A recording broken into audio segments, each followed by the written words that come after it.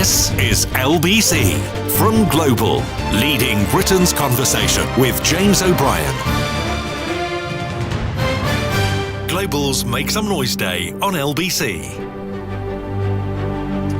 Global's Make Some Noise is LBC's charity. Over the past 10 years, your donations have made a difference in communities across the UK. And this year, you can help Tiny Tickers, a small national charity working to improve the early detection, care and treatment of babies with congenital heart disease. Barney's parents, Emma and Perry, discovered that their baby had a serious heart defect at their 20-week scan, and they immediately turned to Tiny Tickers for support. I had my son Barney in January 21. At our 20-week scan, we found out that he had congenital heart disease. From that point, we were kind of thrown into this world that we didn't know existed. And then we found Tiny Tickers and it was like, oh my goodness, what a relief. When Tiny Tickers said they were going to be doing this peer support, I signed us up for it. Suddenly, we didn't feel alone and just felt so supported. And you can help Tiny Tickers now. To donate £40, £30 or £20, just text LBC40, LBC30 or LBC20, no spaces, to 70766. 100% of your donation will go to Global's Make Some Noise. 16 and over only, please, and do seek the bill payer's permission. Standard network charges may apply, or you can donate whatever you can afford online, and every little counts. Do see the terms and conditions at makesomenoise.com. Global's Make Some Noise Day on LBC.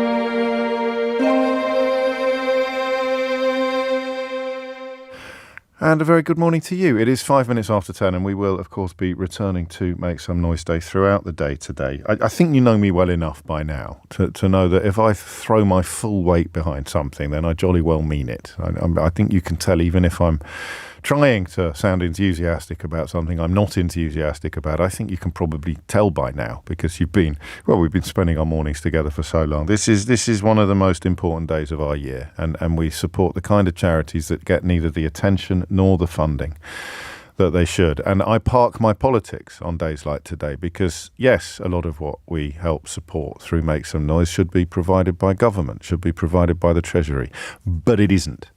Which means we've got to step up to the plate. And I'll be introducing you to some of the beneficiaries of Make Some Noise and urging you to donate whatever you can afford, with my personal guarantee that it all goes to Global's Make Some Noise. 6 minutes after 10 is the time. Do you know, I like this phrase, do you know what salting the earth means? Do you know what salting the earth means?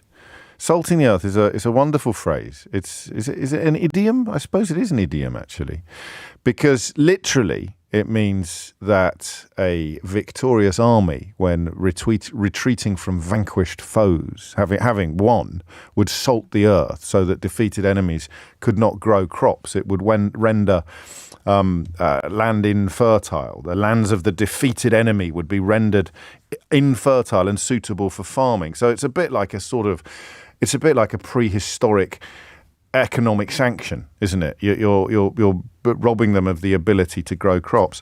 I think it's the correct phrase in some ways to describe what Rishi Sunak is doing with HS2, because it has been announced that they will start selling off at the first opportunity. A lot of the infrastructure and land that has been bought and vacated for the HS2 extension between Birmingham and Manchester. I mean, including, and I don't know whether you want to talk to me about this, but including people, are we looking at the possibility of people who've had their homes, this is just a complete aside, but you've had your home compulsory purchased and you might now be able to buy it back for less than what you paid for it? Because compulsory purchase is usually quite an inflated price. You usually get quite a good deal on it because you don't want to move, you don't want to sell your house. And now you're buying it back at a, there's a low in them. I don't know. That's just me being a little bit curious. I'm always intrigued by unexpected bonuses. But I think he's salting the earth. I think that because contracts are being cancelled and infrastructure is being removed and stuff is being sold off, I I'm not sure that it doesn't deserve to be described as salting the earth. What it does is prevent Keir Starmer from saying, we'll rebuild it, we'll reopen it, we will revisit it, because what he will revisit will be measurably and notably different from what the situation is now. But he's gone a little further than that. He has decided to abandon Labour's 2019 manifesto pledge to complete HS2, which some people think puts him on a bit of a collision course with MPs and activists. And it adds to this sense that the opposition isn't really opposing anything. Now, if you take the salting the earth metaphor and run with it, then you could make a compelling case for saying that Keir Starmer has little choice but to announce what he announced yesterday. And this is exactly what he announced yesterday. He said, now, can I stand here and commit to reversing the decision on HS2? No, I can't. They've just taken a wrecking ball to this project. They've blown a massive hole through it and are about to start cancelling the contracts, releasing the land, reconfiguring Euston. I can't stand here after they've made such a big hole in their plans and say I will simply reverse it. What I can say is do Northern Powerhouse Rail. Yes, we'll get on with it. And that, of course, involves a high-speed link between Liverpool and Leeds and an upgraded line from Manchester to Hull via Sheffield. And I want to know what you think. I don't want to confine the conversation exclusively to this particular element of policy and context. I've said to you for some time that the challenge Keir Starmer faces is akin to carrying a Ming vase across an ice rink, okay? Let's not underestimate that. The massed ranks of the Tory media and, of course, the salting of the earth undertaken by Tory media and Tory politicians, where they kind of pretend or seek to portray Labour governments that have been largely successful as somehow having been failures. A number of people that think that the Tories currently have the right to accuse any Labour government in history of economic mismanagement is frankly astonishing. But the odds are always stacked against a Labour leader in this country. It was, in the case of Ed Miliband, for example, the Daily Mail thought nothing of maligning his dead war hero father. I'll say that again because you may have forgotten or missed it at the time. They described Ralph Miliband, who came here as a refugee and fought for his adopted country in the Second World War, was described by a writer called Geoffrey Levy under the editorship of Paul Dacre and the ownership of Viscount Rothermere, or Jonathan Harmsworth to his mates. In the Daily Mail, he was described as the man who hated Britain. That is what Labour leaders are up against. Some Labour leaders, unfortunately, give enormous amounts of ammunition to right-wing media, but some don't, and they will invent appalling slurs up to and including your dead father. So that's what you're up against, and Keir Starmer seems to understand this implicitly. Keir Starmer seems to, forgive the phrase, but he seems to bend over backwards to avoid offering up any form of ammunition to the kind of commentary that I've just described. And I think that's the right thing to do. But there is a day, or there comes a point where I think with probably a year, very likely to be much more than a year, between now and a general election, you begin to wonder what the opposition is actually opposing. And that will be a broader element of our first conversation today. But what I want to go in on first, because it's one of those issues that I've been unable to measure the passion attached to HS2. I can normally you could almost pay me to tell you where public opinion is or where the depth of feeling is. I've become very adept over the years at working out where an issue actually might be all over the media, but the people don't really care about it. I watch the switchboard when other presenters are on, and the level of interest in an issue like transgender toilets, for example, bears no resemblance whatsoever to the amount of attention paid to it by elements of the right-wing media. You might bang on about it for 20 minutes straight, but the phones don't ring.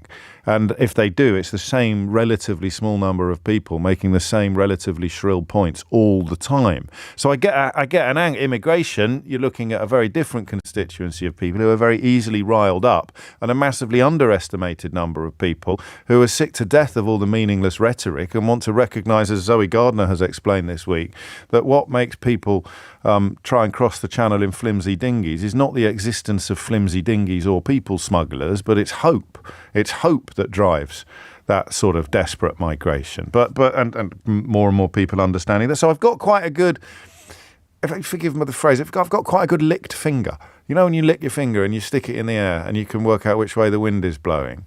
I've got quite a good, my finger over the years has got better, but largely, well, entirely thanks to you. Entirely thanks to you.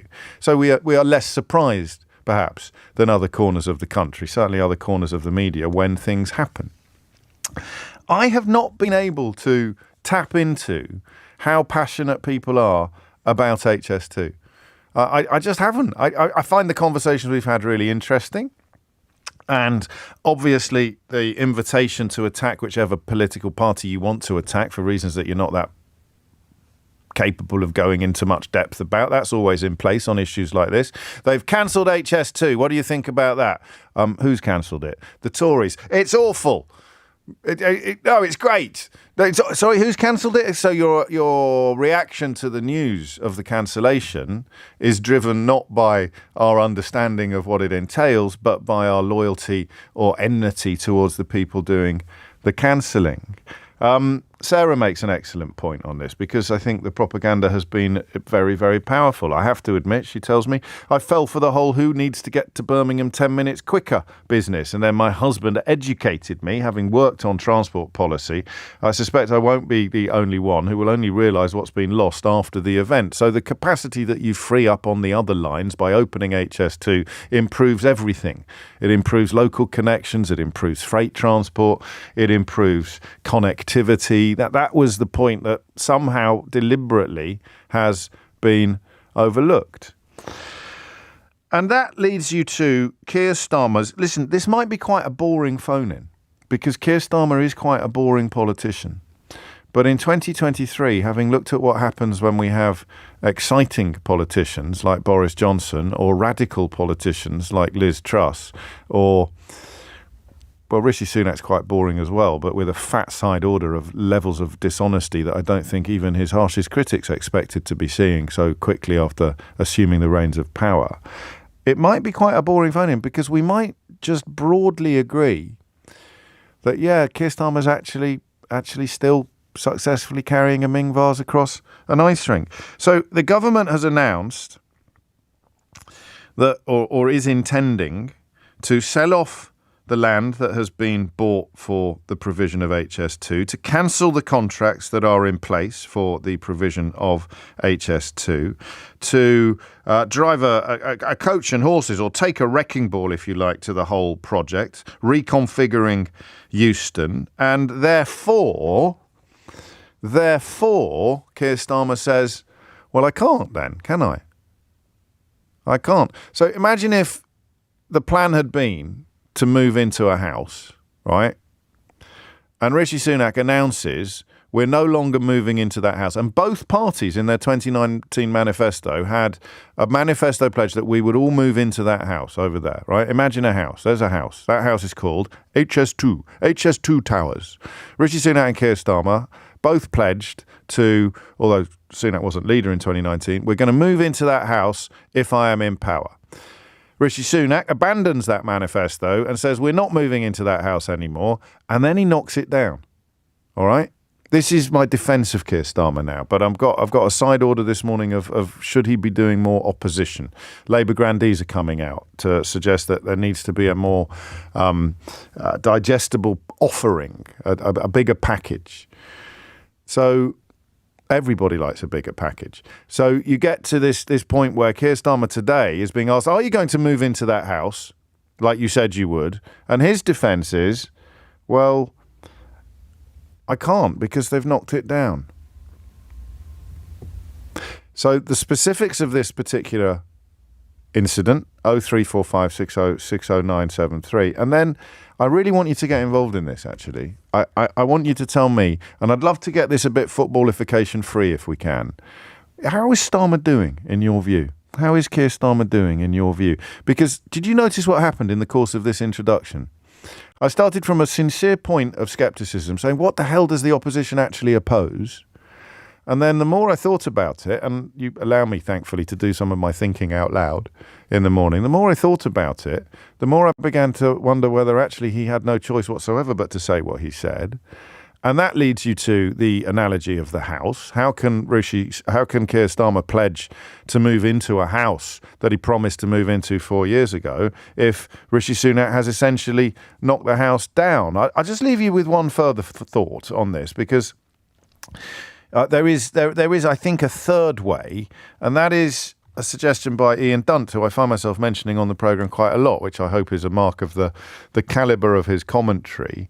But he suggests that what Starmer could have done is say they're still looking at it, but we are minded to continue. And that would then help prevent the sale of the land he's referring to, because are you going to buy something that, well, is surrounded by uncertainty? Are you going to buy in on stuff that is still surrounded by uncertainty? Let's say they've got a year left.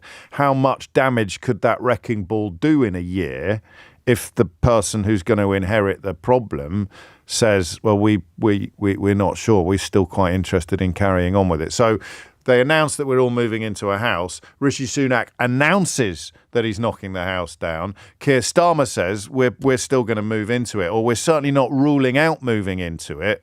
And the question then becomes, how much of the house can Rishi Sunak knock down before Keir Starmer potentially becomes Prime Minister? So there it is. Specific question about this decision, broader question about the Ming vase being carried across the ice rink, and a fascinating question, because this is what I mean about the licking the finger and sticking it in the air. I couldn't say at the moment where the sort of swing voter, the potential swing voter stood about Keir Starmer's performance, his political performance. I've got a sneaking suspicion he's doing a lot better than the commentators acknowledge, and you could argue that opinion polls and events in Scotland yesterday would support that point. 20 minutes after 10 is the time, a rather longer introduction than I was expecting, but, you know, plus ça change. And the number you need, as ever, remains 0345 6060 973. James O'Brien on LBC. James O'Brien on LBC. 23 minutes after 10, so there it is. What's going on? The Keir Starmer policy of clinging tightly to a Ming vase as he navigates an ice rink. Is it working for you? And on the specific question of HS2, if Rishi Sunak is cancelling the contracts, releasing the land, reconfiguring Euston, taking a wrecking ball, you could argue, to the whole project, does Keir Starmer have any choice but to say, well, I can't commit to reversing the ban? I don't know. I'd love to know what you think. Thor is in Waltham Forest. Thor, what would you like to say? First of all, I'm a swing voter. Okay. In fact, I've been a swing activist. How can you be a swing activist? I will explain. I was a young Conservative, yes, and then got very bored after the John Major years. You remember when it collapsed into chaos? Yes, of course I do, yes. Family values. So then I joined. I thought Blair was pretty great, so I joined to support him, and I worked in I misunderstood you, Thor. So you're an activist, so your activism swings. I thought you were an activist for swinging. That would be very much more amusing. Pampas grass, I gather, is, or at least in the 1970s, was a key indicator. But no, so you commit so much. I was out of politics. Out of politics, yes, and then came back, and I'm Jewish, and I found Corbyn so terrifying. Yep. I had to join the Conservative Party just to oppose him, and actually I became chairman of my local Conservative association. Blimey. And then I did, which was Leighton Wanstead, and then I actually just left just before the 2019 election. Why? I thought my job was done. Corbyn was finished. Fair enough. How much credit are you taking personally for that, Thor? And I was so impressed, though, in opposition to Wes Streeting. I was one of the leaders of the campaign to get rid of him, and he was sort of like, yeah, this guy's really good, and maybe I'm on the wrong side here. Anyway. Gosh. So I will swing.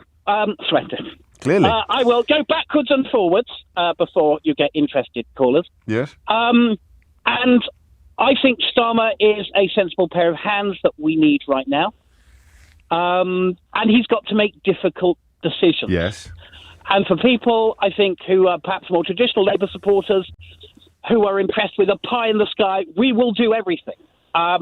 He realises that can't be done, and I think HSBC, that's a bank, HS2 is just too much money to spend, and he knows that, and he has more important things to do, like schools and hospitals. Well, he is. Well, yes. Let me just quibble slightly, and I'm not being the devil's advocate on this one. I mean this because it was a 2019 manifesto commitment. Now, the facts have changed, as Rishi Sunak alluded to in his speech, and the money is much higher, partly because of mismanagement, partly because of inflation, and partly because of cost of land. Yeah, all of that plays a part in the cost. But that's not Starmer's objection as it stands. His objection as it stands is that what he will inherit will be a completely different proposition to the situation he would be in if he were in power today. So that's not his reason for rejecting it. And I wonder what you make of the suggestion, Thor, that he could simply say, we are minded to continue, but we can't obviously commit to it. And then it sort of just puts the brakes on Sunak's attempts to salt the earth.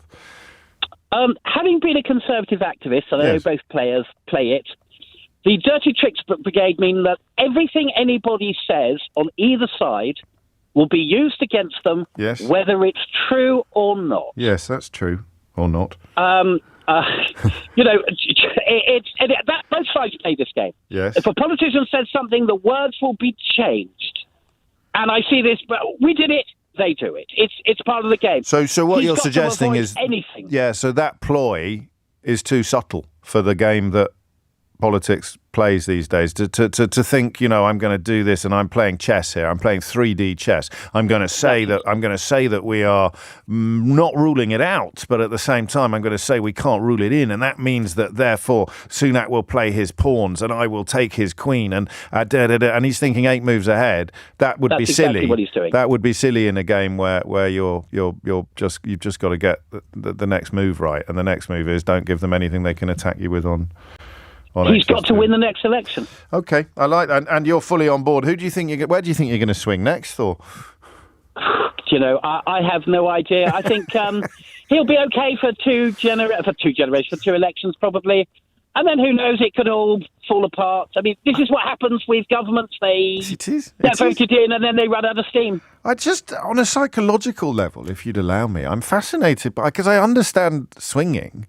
But I don't understand quite going in so hard on the opposite position to the one you were in pre-swing. It's an interesting character trait, I think, of yours. I'm a centrist, and I want to keep traditionally, Britain always wanted to keep neutrality in Europe by backing whoever was fighting against the big people. Yes. I want to keep things in the sensible centre. So as we walk across a tightrope, you do not favour one arm over the other when trying to keep your balance. I am an anti-footballification. You are, activist. Aren't you? It's a pleasure to hear that position articulated so clearly. And how foolish would it be to favour one? So when you're walking over a tightrope and you've got both your arms out to keep your balance, are you a right armist or a left armist? Well, Thor is an example to us all. He will adjust his arms according to what's best to stay on. I'm actually miming this for some reason. I don't know why. Hello to everyone watching on YouTube. Yeah, Thor is walking, and that's literally the only way you can ever get across a tightrope. That's an even better, perhaps, breakdown of what we call footballification than the one that I used in the book where I invented the word. Thank you, Thor. That's fascinating. And, of course, it speaks directly to both the big picture and the little picture. The little picture of HS2, I think gets clearer. I'm not sure he had much choice. Articulating the absence of choice then becomes the political challenge. You say he's done the thing he had to do because he had no choice, then there's no politics involved at all. But, of course, articulating the reasons for doing the thing is where it kicks in. And that hasn't worked completely. For example, Paul in Kent says the house analogy doesn't work because even if it's knocked down, Starmer could use the land and build a tower block to house 50 housing association residents in if he wanted to. I don't think you play for the emotion on this. You can't compare HS2 to looking after the poor in quite that way, but there's the money. You see, so he is saying, I can't commit to it because I don't know what it would involve and what it would cost and what the consequences will be of Rishi Sunak salting the earth. And at the moment, and we're only halfway through the hour, that works for me. Thomas Watts is here now with your headlines. James O'Brien on LBC. James O'Brien on LBC. 33 minutes after 10 is the time. I'll tell you something that's quite interesting with regard to using this job, as you can do as well, to get an idea of which way the wind is blowing. Earlier was Thor a moment ago mentioned John Major and the end of that regime, that administration. I don't know if you remember, but it fell to pieces in sort of 95 and 96. And the word that I think, if you did one of those, I like those word clouds, I think the word that would have come up most at the time was probably sleaze. He just sort of found himself surrounded by people who kept getting caught in compromising situations, both, politically, ethically, commercially, and morally. Now, morally doesn't really matter anymore. I think it would have happened anyway. The cult of Boris Johnson just pressed turbo boost on that. So you're not going to get into any trouble anymore if you're morally delinquent as a Conservative MP, as long as everything is consensual, obviously. But cheating on your wife, impregnating mistresses, lying about it to your boss doesn't stop you getting into Downing Street anymore in Boris Johnson's Brexit Britain. We may see a swinging back of that moral pendulum. I don't know. I kind of hope so, because I think it matters. If you can't trust someone to be honest with their family, how can you trust them to be honest with the country? But that's just me being a bit prurient and Victorian, perhaps. So it's not going to be that. But I am struck by the number of people getting in touch with me now to talk about the sleaze that they associate with this government, which is odd because it obviously doesn't get the coverage that you might expect. But the PPE scandals, Rishi Sunak's decision not to investigate possible millions, if not more, of pounds worth of fraud, the cronyism that appears to be in place in the dishing out of contracts, senior Tory donors and members appearing to benefit from incredibly lucrative contracts that weren't put out to tender. I think that stink has hung around a lot more than the Westminster bubble allows. I could be wrong, but we probably get a slightly better bead on stuff beyond Westminster than everybody stuck in Westminster gets, partly because we don't really have politicians on the programme much, certainly not on a daily, weekly basis. But I think the stench of that perceived corruption, because a number of people getting in touch with me already today to talk about how they think that so-and-so is going to benefit from this, or he's only done it to help so-and-so. The idea that Rishi Sunak represents a brand of conservatism that's dedicated to servicing donors and plutocrats has for many been proved by his role in COVID. I don't know how widespread that is, but I thought I'd alert you to the first fairly strong whiff of it that I'm getting in the studio. 10:36 is the time. Pauline is in Motherwell. Pauline, what made you pick up the phone? Morning, James, and Hello. That was a beautiful introduction into why I picked up the phone. So wow. I want to answer the question about how's Keir Starmer doing, and Yes. I said to your researcher, slow and steady wins the race. Yeah. So I want to go back to the pandemic. I was one of the 3.8 million people that were excluded, didn't get any financial support, and you and Sheila were brilliant. Well, we tried. I don't think we didn't make much difference in the great scheme of things, but at least you had a voice. Yep, absolutely. So during that time, Keir did I watched an awful lot of politics, which I wasn't really into before. Okay. I will say that I did vote Conservative last time. Yeah. And then when I got left behind, I was absolutely stunned, right? Really stunned, because I watched, as, Rishi said, we're going to put our arms around people, etc. And he just left us the size of Wales' population. But anyway. Were you scunnered? I was scunnered. Well, thank you. I thought you might have been scunnered. There's a word I've been trying to get onto the programme for ages. And then, so Keir was doing this. Now, Labour at the time were just nothing in Scotland, and Keir did this, let me speak to people. And because I was a volunteer in the excluded, Facebook group, so I signed up and then put a question forward, and there was only going to be 6 questions, and my question was number 2. Okay. And I nearly spat my tea out, right? Because I thought, I've not got a hope of this question getting asked. And he listens, right? And this is why I think slow and steady wins the race. He listens, and he said, right, Pauline, I'm going to, on the way home, I'm going to phone Annalise Dobbs, who was the Shadow Treasurer at the time. He said, I'm going to speak to Annalise about what it is that you're raising. And then, James, at the Prime Minister's question time the following Wednesday, he asked a question about excluded. Fair enough. I mean, that's a connection to politics that, I mean, to be honest, a lot of people who've been following stuff, Thor's going to be furious. He's been swinging around for 20 years following all the major parties, and you managed to get a question on PMQs just a few days after becoming politically engaged. That's incredible. But he just struck you as someone straight, I think. That's it. Yes, he's boring, but he really listens. He really listened, and that's what he was doing. He was the this was for like Glasgow, I think this call was for, but he wanted to find out, and he actually said, I know that we've got so much work to do in Scotland, and it probably will take us years and years. And then you've got this by-election last night, right, which was more that the SNP threw that away because of just the circumstances of the by-election. Yeah, I think they're possibly slightly over-egging this result on that. I mean, there's a lot of specific circumstances to it, but it's still...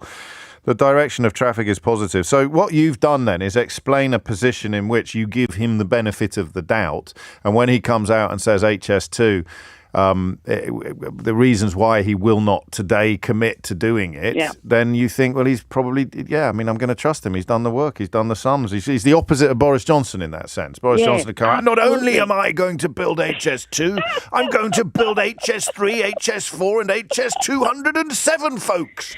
And then all the idiots cheer and he ends up Prime Minister. Yep. And the question that I have about HS2 is, why didn't they pull the plug sooner? Well, Sometimes we need to say no. You right? do, and that I can defend them on that. I can defend them on that. And that is, well, I suppose Sunak could have pulled it slightly sooner, but he hasn't been there for very long. And Johnson was, as we've just established, a great one for doing laps of honour on empty tanks, if you like, on fumes. Pauline, thank you. That's a lovely call and a really lovely story, actually. It is 10:41. You're listening to James O'Brien on LBC. We'll find a way into that broader issue of whether or not can you do word clouds on the radio? You can't quite, can you? But you know what they do? They say a name to you and you say a word back, and then they make a cloud out of what words are said most often. And with Sunak, it's rich. Actually, rich comes up a lot. But I am interested in whether or not that sort of whiff of dodginess is persisting a lot more than many realise with the PPE and the contracts and the rest of it. Vicky's in Liverpool. Vicky, what would you like to say? Hi, James. Thanks for having me. You're very welcome. I was listening to your introduction, like the previous caller, and it just kind of made me think about how I've felt about the Labour Party over the last few years with Keir Starmer in charge. Obviously, in Liverpool, Jeremy Corbyn, for the vast majority of us, are unofficial, unelected king of the city. Sure. But so with Starmer, it was kind of like from the beginning, it was like, why isn't he fighting more? Why isn't he opposing more? Why isn't he, more militant and about some of the issues and some of the things that the Conservative Party are doing and saying are just awful. Yeah. So, but as it's gone on, and then particularly this past few weeks, and then culminating in the Tory Party conference, you notice that the more he ignores or is passive or is like, okay, well, let's see how this goes, and doesn't really get involved in the fight, the stronger and more awful the Conservatives seem to become. And I don't know whether that is on purpose or whether I'm just noticing it more, but it kind of seems like the more he sits back, the more they hang themselves. Well, it is I think it was probably the Romans who said never interrupt your enemy when he's making a mistake. And that's on a grand scale. But what about the question of whether the opposition should be doing more opposing? I think you're saying why? I mean, what's the point? They're smacking themselves around the face with a wet fish every morning. What's the point of insisting on more?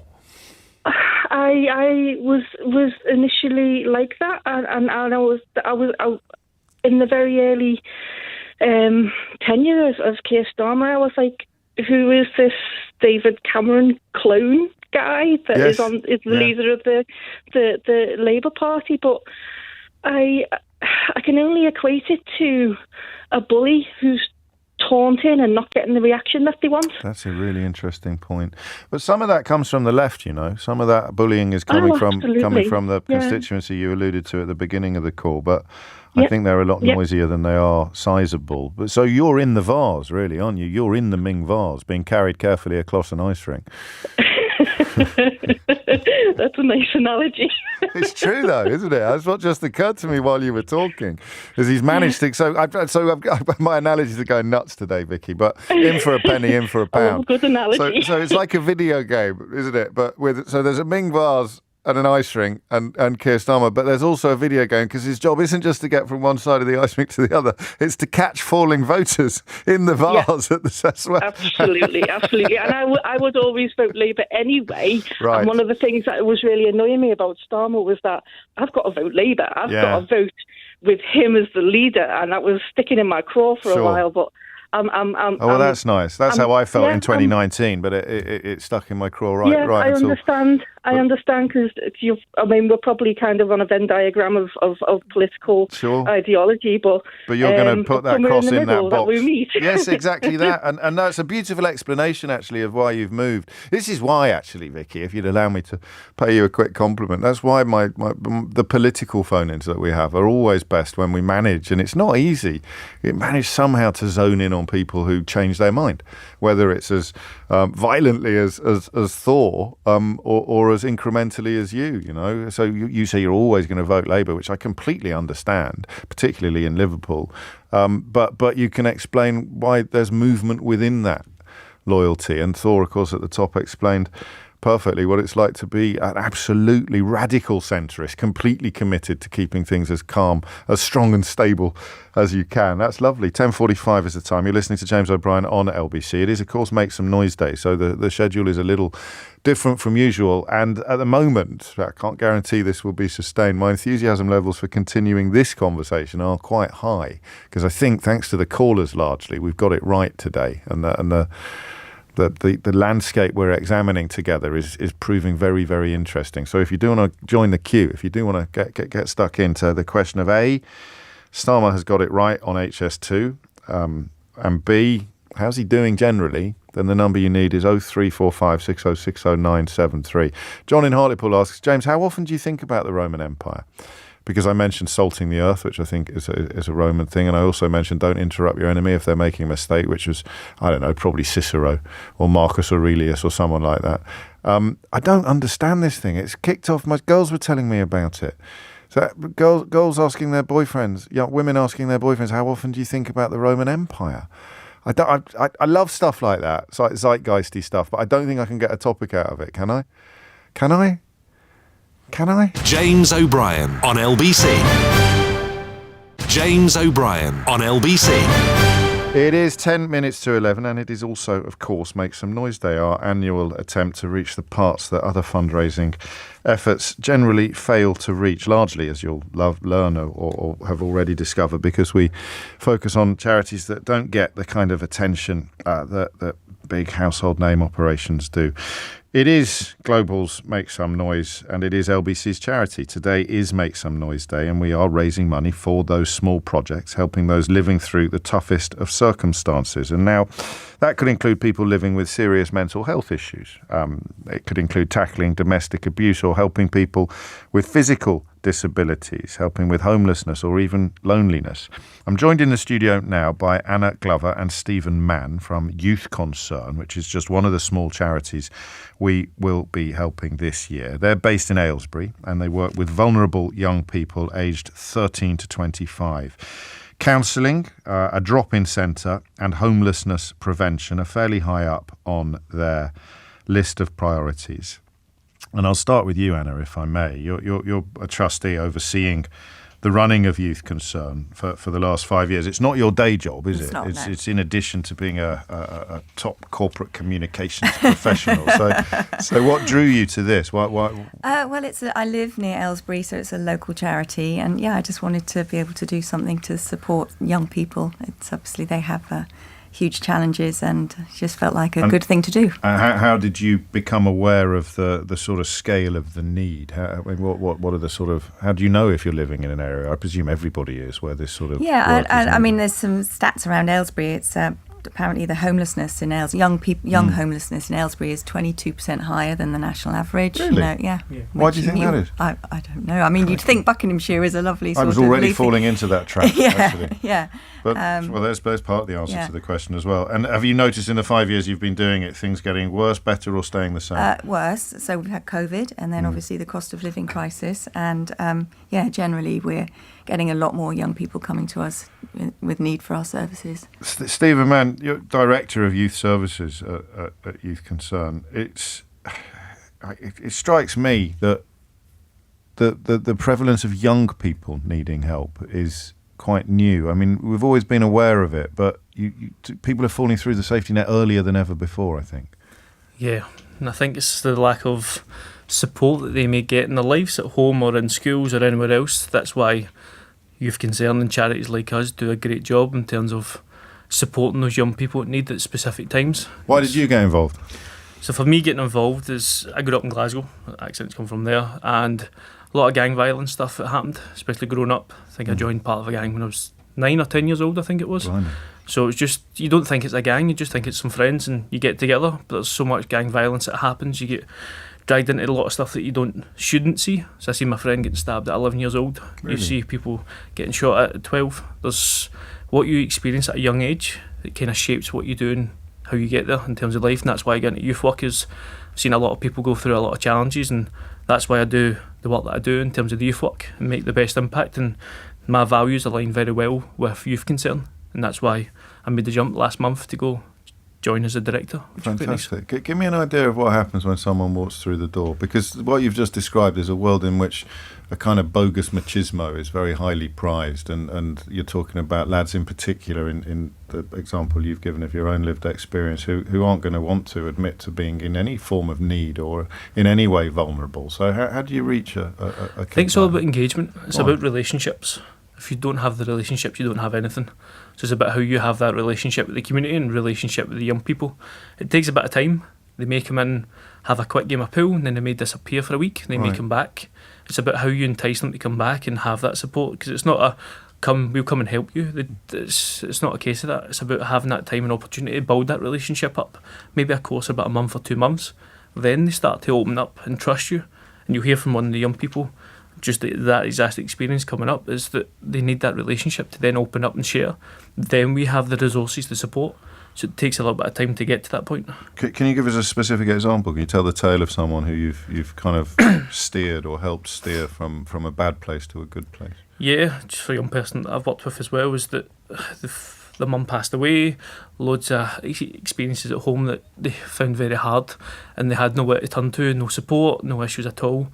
But they came to the youth centre in terms of that support, and that's when we were able to support them in terms of helping them with the housing, helping with the individual financial costing, managed to get them a passport, get them housed. There's loads of different stuff that we can get supported with, and I think that's the young people come to see us for that specific support and need, because they know they can trust us. We're a safe place and a safe haven for young people. I hear that phrase, Anna, the idea that there's nowhere else they can turn to. It's pretty bleak. How do you help? Because it's a glib phrase, isn't it? We help prevent homelessness. But sometimes it's just about teaching people stuff that's out there that they weren't aware of. Yeah, a lot of the support we give is emotional support, but it's sort of how independent living support. So how, and for example, how would you navigate filling the bureaucracy of having to fill in forms for housing benefit, for example, things like that. But we also have something called the Next Step Project, which is a house in Aylesbury which has 9 private bedrooms, and then it has a kitchen, a living area, and we so people can apply. They have to be 18 and over. People can apply for supported accommodation, and they can live there for up to 18 months. So that really gives them the opportunity, to find a job, to get their life in order, and it's amazing. And it's little stuff sometimes, like being able to iron a shirt, isn't it? Or just being able to, wear some shoes that haven't got holes in the bottom of them or stuff. I also remember when I first started exploring these sort of areas, you mentioned the kitchen there in the house. I spoke to some lads in care who were being housed in somewhere that had no cooking facilities. And so everyone wondered why they were not only living on chips, but also hanging outside the chip shop where they're getting involved in less healthy influences, as Stephen alluded to. So just simply having a hub, a home, a base. We've launched, last year we launched a food bank, so the first youth food bank in Aylesbury, and we've, I think, given over several hundred food packages. Yeah, 229 food parcels so far, so it's quite a lot of food parcels out to the young people. We've actually, in terms of food, we've provided 2,500 meals to the young people accessing our drop-in centre as well. So a good holistic support that Youth Concern provide of the homelessness support from the next step to the youth centre, as well as actually the counselling service. It's incredible, isn't it, that is necessary? But my goodness me, it really is. What sort of difference? There's people listening to this now who are constantly bombarded with requests for their charity, with requests for their kindness. Give them an idea, if you can, of the kind of difference that their donation to Global's Make Some Noise will make to Youth Concern in Aylesbury. It's going to be a huge difference, no matter how small that is. The impact that the money that you raise goes to really good charities that can make a great difference, especially Youth Concern. We deliver such great projects of counselling, the Next Step project and homeless support, the proper holistic support of young people that they need. This can go towards that, and it'll be a great opportunity. Give me an idea finally, Anna, of someone in Aylesbury, a young person in an Aylesbury where Youth Concern doesn't exist. What happens to them? Goodness, I guess they're just out on the street and just hanging around and get into trouble, like, Stephen was saying, happened when he was sort of 9 or 10 years old.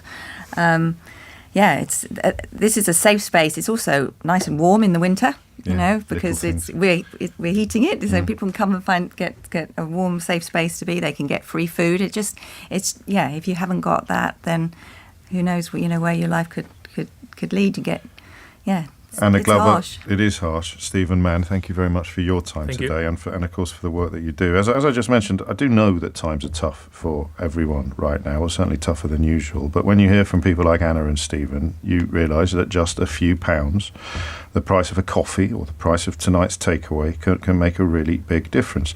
So I am asking you, if you can, to donate right now.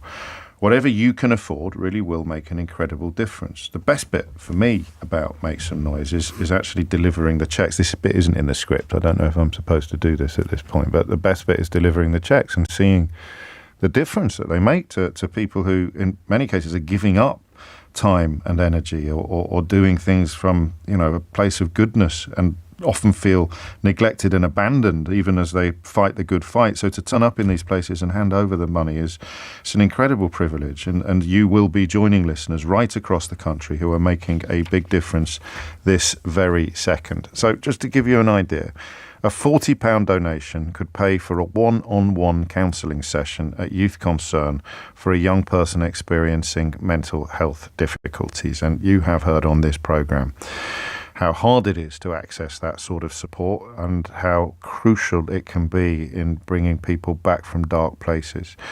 £20 could enable Youth Concern to buy personal hygiene and sanitary products for a vulnerable young person.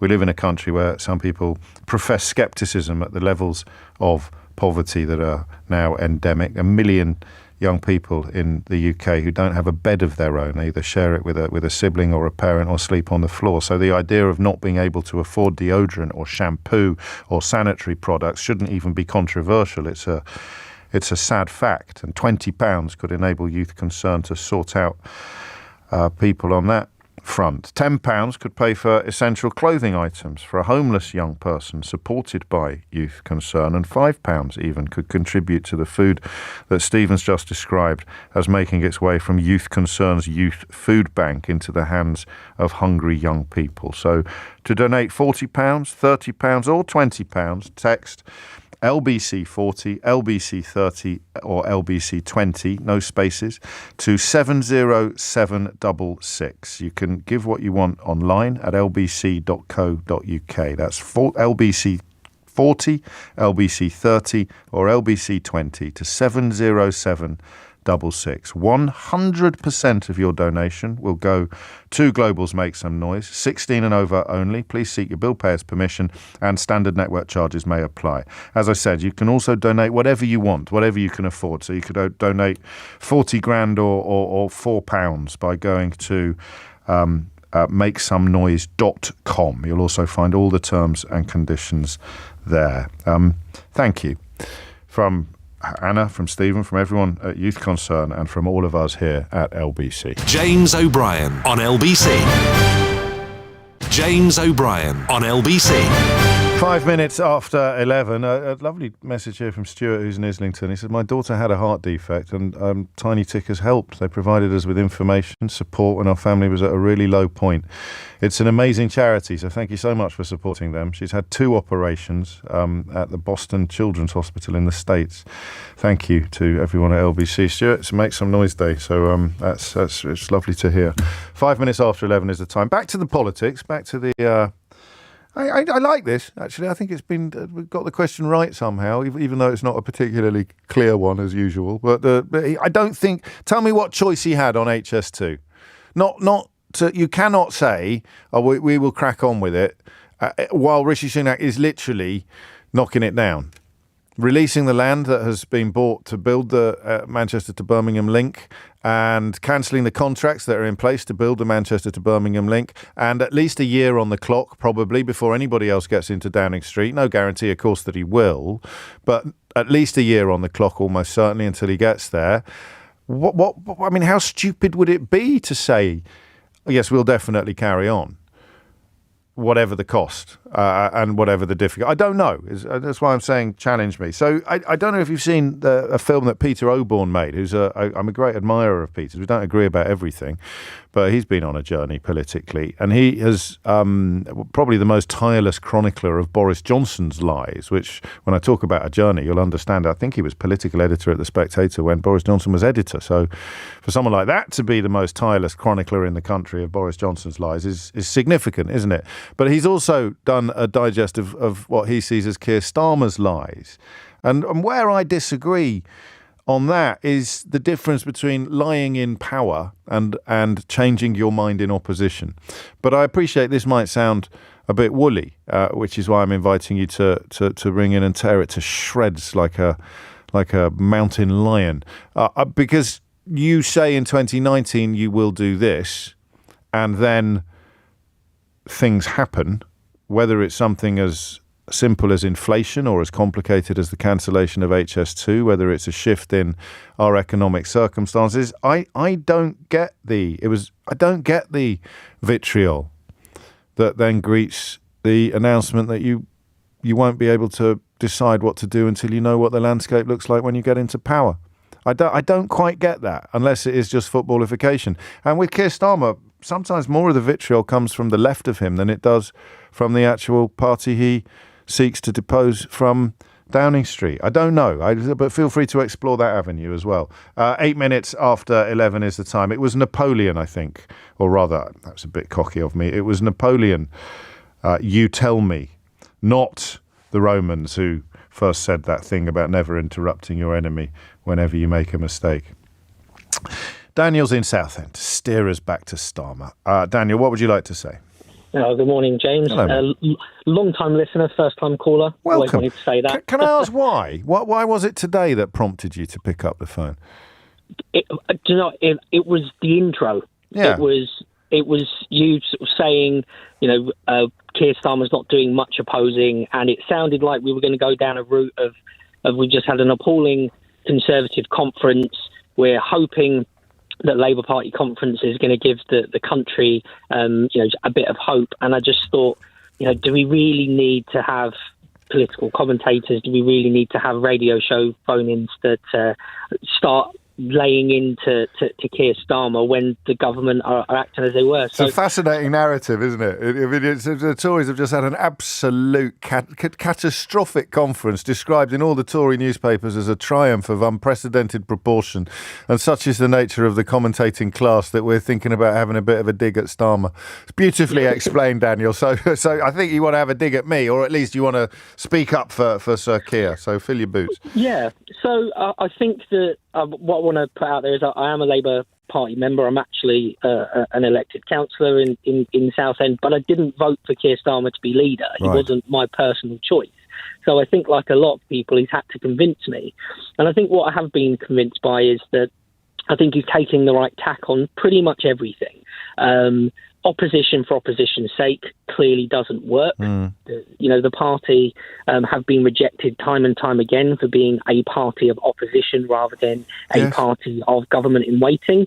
I think that the manifesto that the Labour Party stood on in 2019 is now completely irrelevant. We put it to the country and the country went a different way. So standing on 2019 pledges is pointless. Yeah, I need to remind you there are also pledges from his leadership campaign that have been abandoned as well, which are a little bit harder to dismiss, aren't they?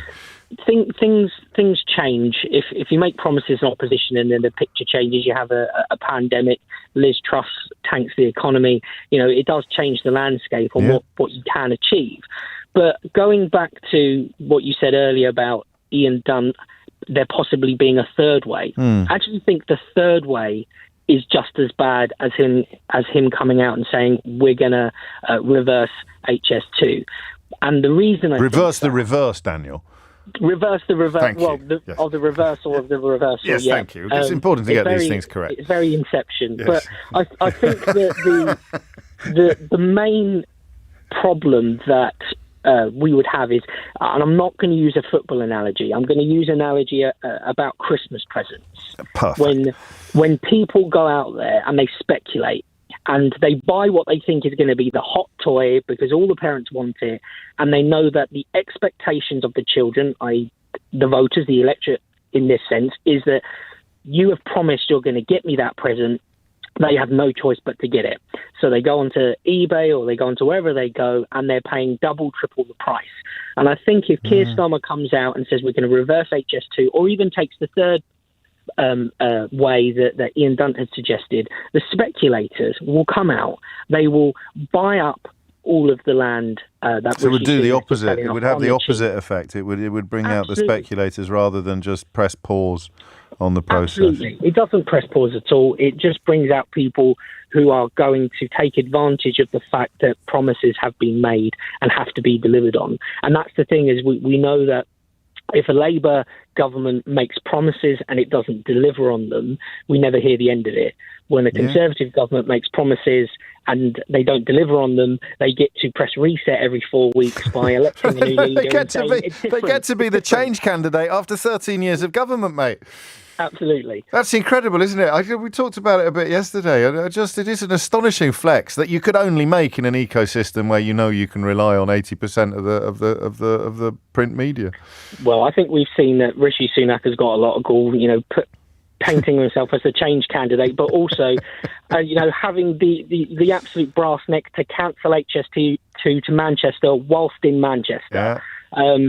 It's a special kind of sort of sadomasochism, really, isn't it? It's a bizarre thing. I mean, I don't know who he was seeking to please, or indeed whether it has pleased the people he was seeking to please, but it's upset a lot more people than perhaps he expected. Although, they start talking about him as a numbers man, don't they? And he knows what he's doing. He's got lots of spreadsheets. So what? Politics isn't just about spreadsheets. It's about people, and it is people who will seem set to suffer most from this. Thanks for that, Daniel. Was there a moment of? So were you sceptical when he came in? Did you say? He wasn't the person that. But you're a shoulder to the wheel type of councillor, I sense. Yeah, I think that Keir Starmer, as you said, he's not a particularly charismatic person, and he comes across a bit boring. And I felt like we needed something a bit different to sort of go against Boris Johnson's big charisma. Yeah.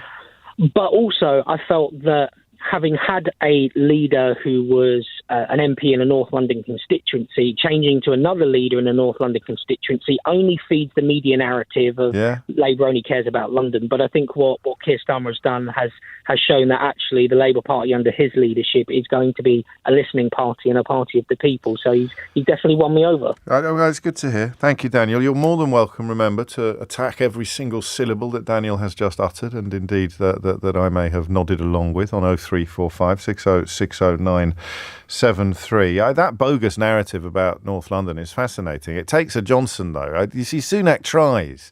But the thing about lying, I find, as I watch liars for a living, is that the liar who somehow psychologically doesn't believe that they're lying.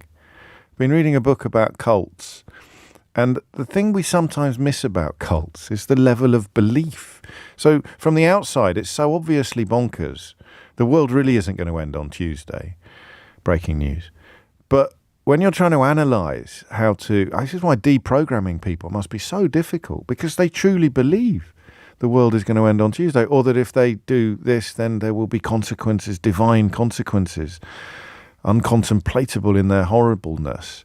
The person who believes is a much trickier. The person who believes something that isn't true is a much trickier proposition than the person who says something that isn't true, while inwardly either cringing or laughing. Johnson was almost like a believer in his own cult. It was a sociopathic inability to even recognise the difference between truth and lie, because the only question that ever flashed through his mind was, what's best for me? Not the country, not the family, not the company, not the organ that he worked. What's best for me? So sending his lies back from Brussels at the beginning of his career, terrible for the country, terrible for every single aspect of our shared existence, but brilliant for him. His whole career is built on it. What's best for me?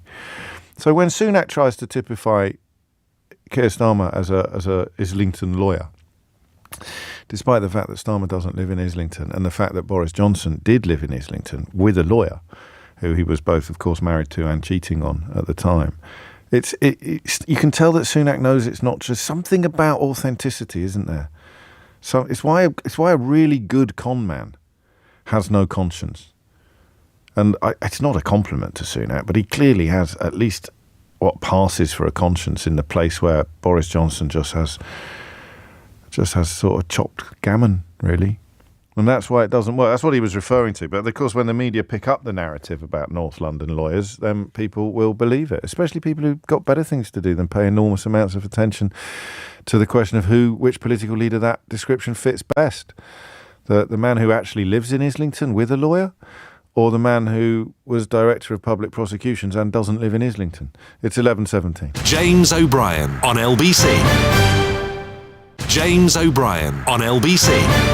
19 minutes after 11 is the time. All right, it's a tickle, this, isn't it? Because that suggestion I made a moment ago about the stench of corruption, or even the whiff of perceived corruption hanging over Downing Street because of COVID contracts and failure to investigate apparent fraud and dodgy PPE, and certainly a VIP lane for people who once served Matt Hancock a pint of lager. Just interesting, because did you know that two things actually, I think both unearthed by the newspaper, which I keep telling you is a cracking old read. The company behind HS2, this isn't the perceived sort of dodginess bit of it. Not really, but wait. They bought a property worth over £1.5 million under a compulsory purchase order less than 24 hours before the Prime Minister announced the northern leg of the scheme has been axed. It's a great story by David Parsley, their chief news correspondent. A property agent told him, "We exchanged contracts on a property in Staffordshire on Tuesday for well over £1.5 million. This agent has been acting on behalf of dozens of households impacted by compulsory purchase orders, and was still working on the presumption that the leg would be axed right up until the day before the axe was announced." But another journalist, not at the Eye on this occasion, at ITV, a chap called Nathan Lee, he established a couple of days ago that the video announcing the cancellation was recorded in Downing Street before they went to conference. So, Rishi, I think this matters. I appreciate it's sometimes a little bit hard to be certain what matters and what doesn't. But Rishi Sunak and the rest of them were all giving interviews insisting that no decision had been made in the first 2 days of conference.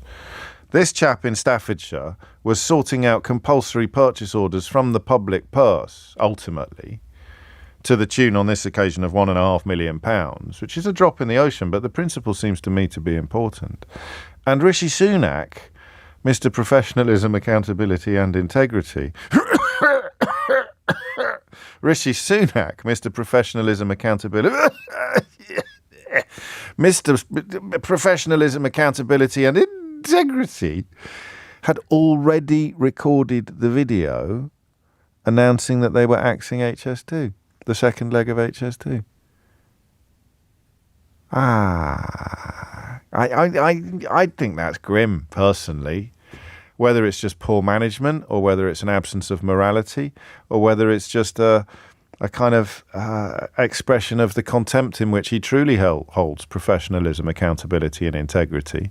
I don't know. So there's 2 or 3 different things going on here. Maybe you could argue, well, you're so naive. Of course you have to record the announcement of the thing that you say no. Of course you have to record the announcement of the decision that you're insisting hasn't been made before you've actually made it, while still insisting that it hasn't been made. But then you don't get caught for having done in Downing Street. You don't work on such a incompetent basis that it's going to be not obvious, because only this lad at ITV spotted it, but you don't record it at Downing Street before you go to Manchester, while giving interviews all the way to Manchester saying no decision has been made. And the fact that they were still signing checks right up until the last minute seems to me, and you consider that, you know, we're trying to raise money for really, really good causes today, and there they are chucking £1.5 million up the wall the day before it was announced that the leg was going to be axed. Unfortunate, I think. Suboptimal is what you'd call it. 23 after 11 is the time. Dan's in Newham. Dan, what would you like to say?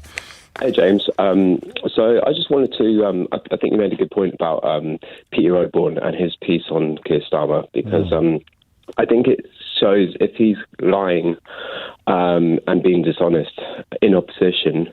I think it's only going to get worse when it gets to government. Fair point. What lies, just for people who don't follow stuff as closely as you, what are you categorising as a lie?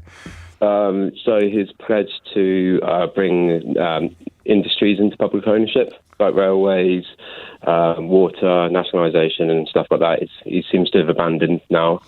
And his explanation for that? There's been none. Well, there has. Tell me. Well, I'm not here to make the point. I'm here to sort of ask you your reasoning. If you're unaware of the explanations, I mean, part of it is to do with the fact that the compensation that you'd have to pay to the companies that currently owe them is cripplingly high, which makes a fair point on why did he make the promise in the first place. But the explanation of why he's abandoned it is something you should probably have researched before ringing in. I understood he made the economic argument for it, but I think the case remains the same. If you pledge something and then break it, it doesn't really matter what. Oh, it does if you explain. Okay, well, I don't think it's justified, because, you know, we can have the argument against whether you believe in public ownership or not. I think there's a strong case for it. It's very popular amongst people. You've seen there's leaked emails between, like, the water companies and the Labour head office, and it seems quite clear that they are, I guess, in cahoots. They don't want to bring nationalisation, so that's one point. Let's pick up on that. Rachel Reeves explained, I think, didn't she, not Starmer, that the billions of pounds it would cost to nationalise things in the first instance was just not going to be able to be compatible with their fiscal rules. Again, you can make the point that they shouldn't have made the promise in the first place, but then you go back to the huge shift.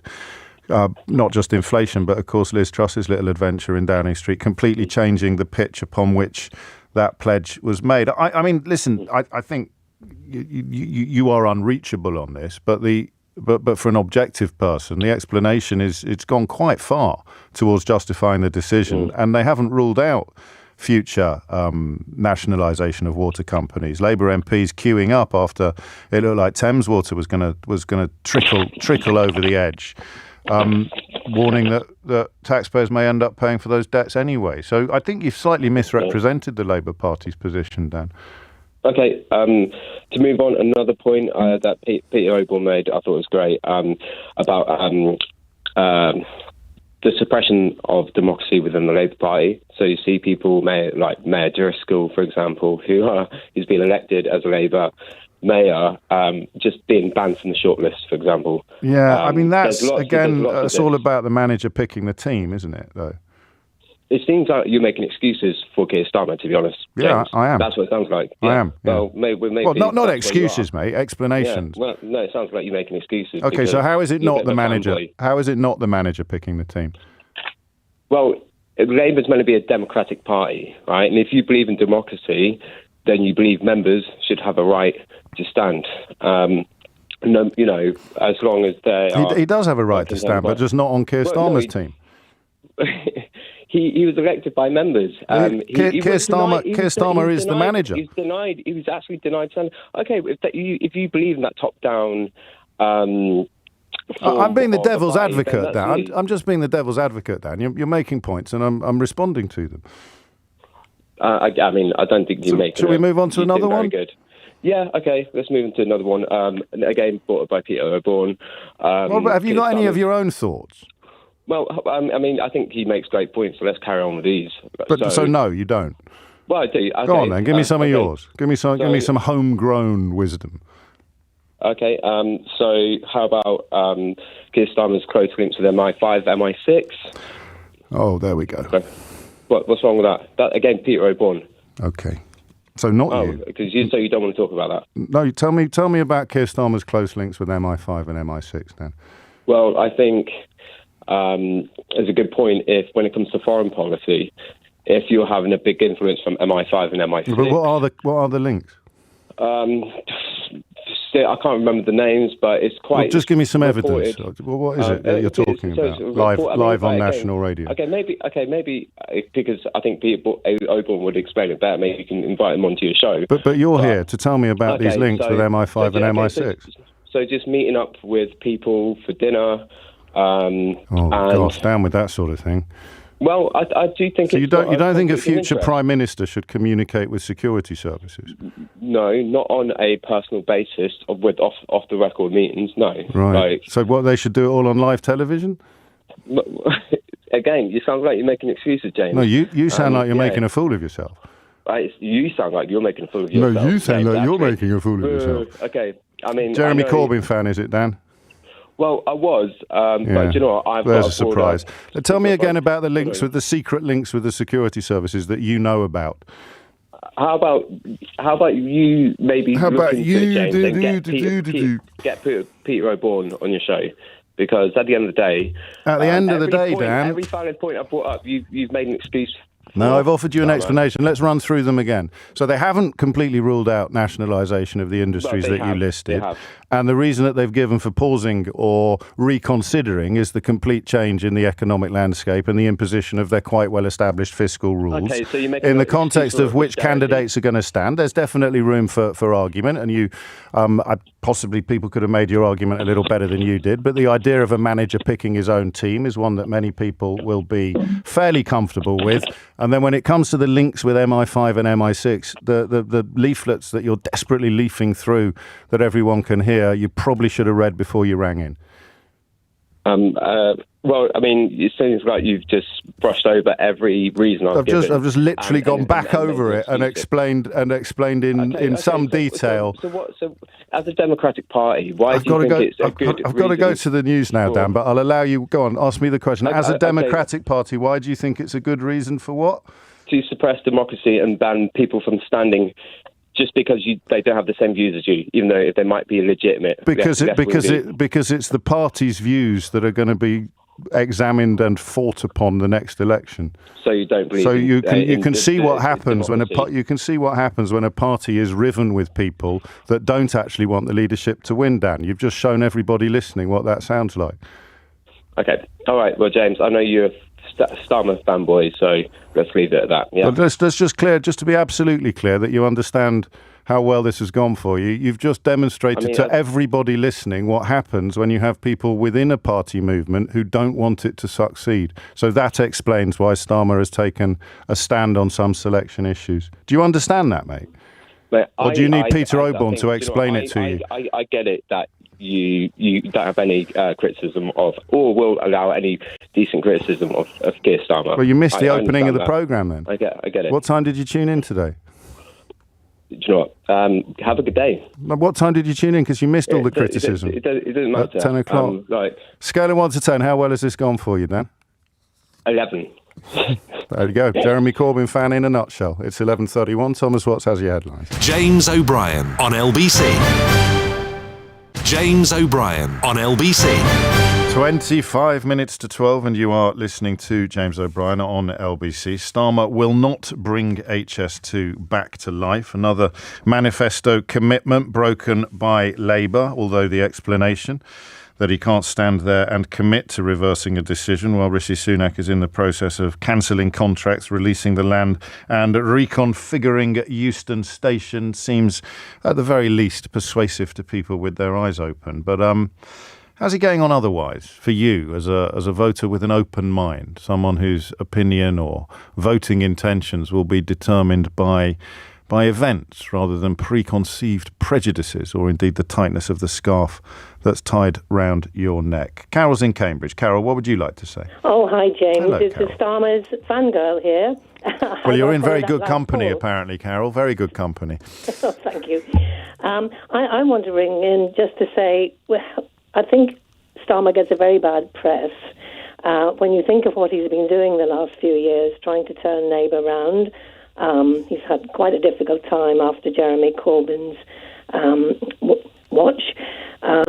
Anti-Semitism.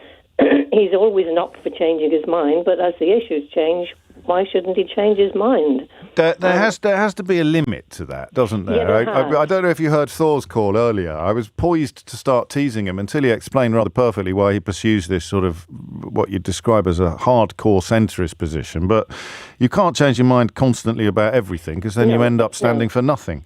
No, absolutely. And that's why I think next week is his big chance to flesh out policies. He's really got to play a blinder next week because, fair enough, people think that he's a bit dull. I think his qualities are very decent and thoughtful and... he's less dull in person. I'm sure. It's odd, actually. It's because he just doesn't speak as you almost want to grab him by the ears and give him a shake sometimes because there's a lack of fluency or he swallows the odd word and you think, surely you can be taught that. But we're talking about slickness, aren't we, really? And should we overvalue it? Well, I think we've had enough of slickness with the Tories, actually, and we've been rather, well, not personally, but the country was quite dazzled by Boris. Yes. And I think we've got withdrawal symptoms now to a certain extent, and it's like coming off some sort of a drug. And so I'd love England to get real. Or to at least grow up a bit and start reflecting realities that exist rather than realities that people wish to exist. And I think that applies to both sides of the political divide. Have you been on a journey, or were you signed up pretty early doors, or? Well, I came over from Dublin about 55 years ago, escaping from what I found quite oppressive. And at the moment, I think, my God, Ireland's yards ahead of us now. And I sort of fear for my children and grandchildren. So I've always been a floating voter. In fairness, I've never voted Tory. It just isn't in my DNA. But you're going to vote Labour a lot more happily than you would have done in perhaps the last election. You speak for a heck of a lot of us when you say that. To be clear, although we respect the continuing existence of the continuity constituency. Carol, thank you. I kind of actually don't go away yet because I find that fascinating, and probably you do even more. Because I was adopted in 1972 because the Republic of Ireland was such a repressive church-run state. And it does now feel as if the table has been flipped round, doesn't it? It does, absolutely. I mean, they've fought hard for independence from the church for a start. And since then, a lot of the repression has come tumbling down. And okay, it's not perfect. No, but it gives you, it reminds you how much can change and how quickly it can change when you've got a prevailing wind behind you. It's truly shocking, actually, or shocking in a good way, if you're looking at it from the Irish side of the sea, or less so if you're looking at it from this side of the sea. But the kind of, I call it bigotry, that used to pass as completely unremarkable in Ireland when I was born.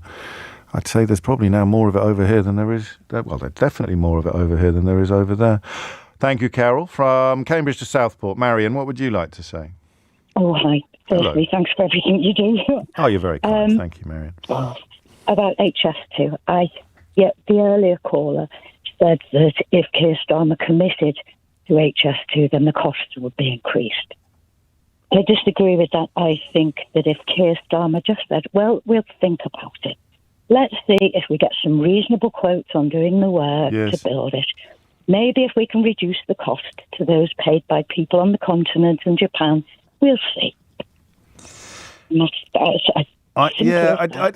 caller was sort of addressing that. He was addressing this line that the inimitable Ian Dunt has punted this morning, that he could have said, we're not ruling it out. We're still minded to do it. And that would... the wonderful Ian Dunt. We do. You know what my ego's like, Marion? You know what my ego's like? I'll give out compliments, but I get uncomfortable when people on the show are getting too many. When other people on the show are getting too many. But the problem there is that Sunak is going to tear it down anyway. It doesn't matter what you say, does it, as leader of the opposition? If contracts are being cancelled, Ian's theory is that the land, may become less attractive for sale. You could say the opposite. If you're a speculator and Labour have said, you know what, we might come back in for this, and Rishi Sunak puts the land up for sale, you think, well, I'll tell you what, that's at a bit of a knockdown price. That could rocket if they decide to reopen HS2. I'm going to get... So it could cut the other way. But if he doesn't rule it out, that would put mockers on that a bit, wouldn't it? I don't know. If he leaves it so you can't go on either side, then are people going to... I don't think he's ruled out ruling it. I mean, certainly looking at his words, that sounds a little bit the thick of it, doesn't it? But looking at his words... Just like Keir Starmer. He's saying, I can't stand here after they've made such a big hole in their plans and say, I will simply reverse it. So he's not saying I'm standing here and saying I definitely won't reverse it. He's saying I can't say that I will reverse it, which I do think. I know it sounds semantic, but I do think they're two slightly different things. But to come down on either side, it has got its problems, hasn't it? Yes. Whereas if it doesn't come down on either side, he just says, well, we'll think about it. Let's see whether we get some reasonable talks with people. I think he's closer to saying that than perhaps we've allowed through the rest of this conversation. Telegraph says he has said he will not build the second phase of HS2. But when you dig into his words, and he said, I can't commit to reversing the decision, I don't know. We won't know, will we, unless we've got a crystal ball. But I take your point. It would a holding pattern would feel a little bit more hopeful for people who really want it built, wouldn't it? Yeah, and I've got no interest in HS2, really. I'm listening to the arguments and I think, fair enough, it makes us look like we're a 21st century instead of a 19th century country. Yeah. I guess all that. So I've come down on the side of building it, but it'll make no difference to my life. When you say that, you never know. I mean, it depends when it's finished, doesn't it? It could be, if it carries on the current trajectory, it could be the year 3000. Busted will be singing about the HS2 second link if we're not careful. Thank you, Marion. Andy, a lot from this neck of the woods today. Andy's also in Liverpool. Andy, what would you like to say? Hi, morning, James. Hello, mate. Just obviously from a Liverpool perspective, Liverpool's obviously a staunch socialist city, as you know. I just think he's doing okay, but I just think he needs to clearly elaborate more his policies. You know what I mean? There's a lot of bickering in Liverpool about him, which is not unusual for Liverpool. I don't think the words about him were unnecessary in that sentence, Andy.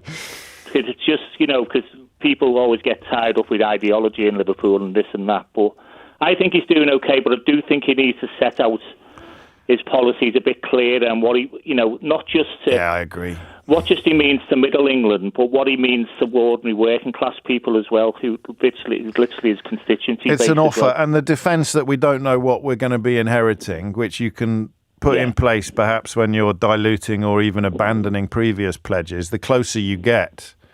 Yeah. And in a country with fixed term elections, he's got a year, give or take weeks. Exactly. The closer you get to that, the harder it becomes to say, well, let's wait and see until we're in power. Exactly. I wonder what's going to happen in your town next week. I wonder just how big an offer is going to be described to the population. Yeah, I mean, I'd like to think, let's face it, James, after the shambles of the Tory conference again this week. How dare you say that? It was an unalloyed triumph, copyright Daily Telegraph. He's got an open goal, hasn't he? But it's, as we all know in this country, it's as soon as the Mail and the Express will pick up on the slightest little thing, and then we sort of getting dragged into all kinds of different analogies, then different agendas. But if he can just set out something clearly, I do think he's got a bit of an open goal at the moment, because I do genuinely think people are crying out for change. Well, that's for sure. And I don't know if you heard the clip of him in Rutherglen in Scotland. No, I never know. I'll play it actually after this break just for you. Actually, that's bespoke radio. That is, Andy. That's like I'm doing requests on a phone-in show. That's a first. Yeah. But I didn't comment on it at the time because it was in a bulletin. But the number of times he said change in the context of that by-election victory, off the back of Rishi Sunak hilariously trying to cast himself as the change candidate, as the head of a party that's been in government for 13 years. I think change, well, as you would attest, saying the word several times in 5 seconds is very different from actually making announcements next week that would constitute proper change. Have you got that? We haven't got that clip, have we? Or from the bulletin of because I know we've got some guests up next, so I don't want to interfere with their moment on the show. Have we got the clip of no, never mind. I'll tell you what happened. Keir Starmer said change about 8 times in the space of 8 sentences. Change, change, change, change. It's like listening to David Bowie. James O'Brien on LBC. James O'Brien on LBC.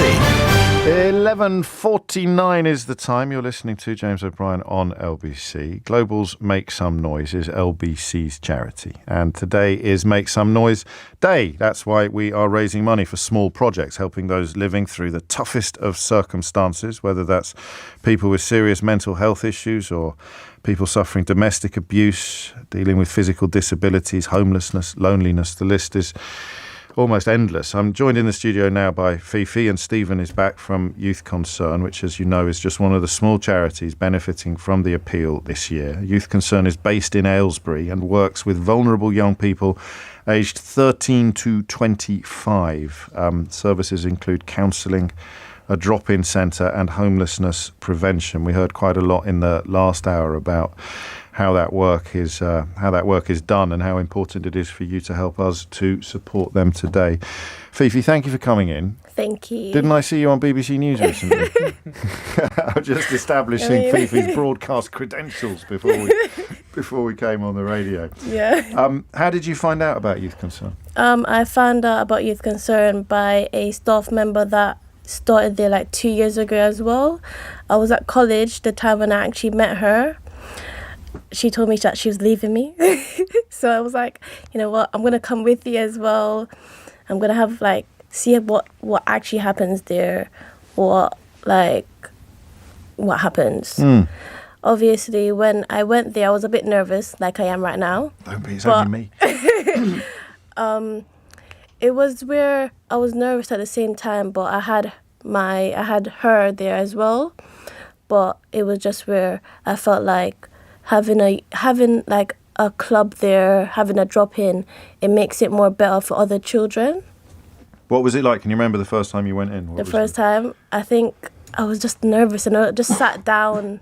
I was just sitting on the chairs. I was looking around and everyone, on my days, what are they looking at me like? Everyone was just looking at me. Because, I knew Arrival anywhere is going to cause quite a lot of interest. And what does it do that you can't find anywhere else? What makes it so special?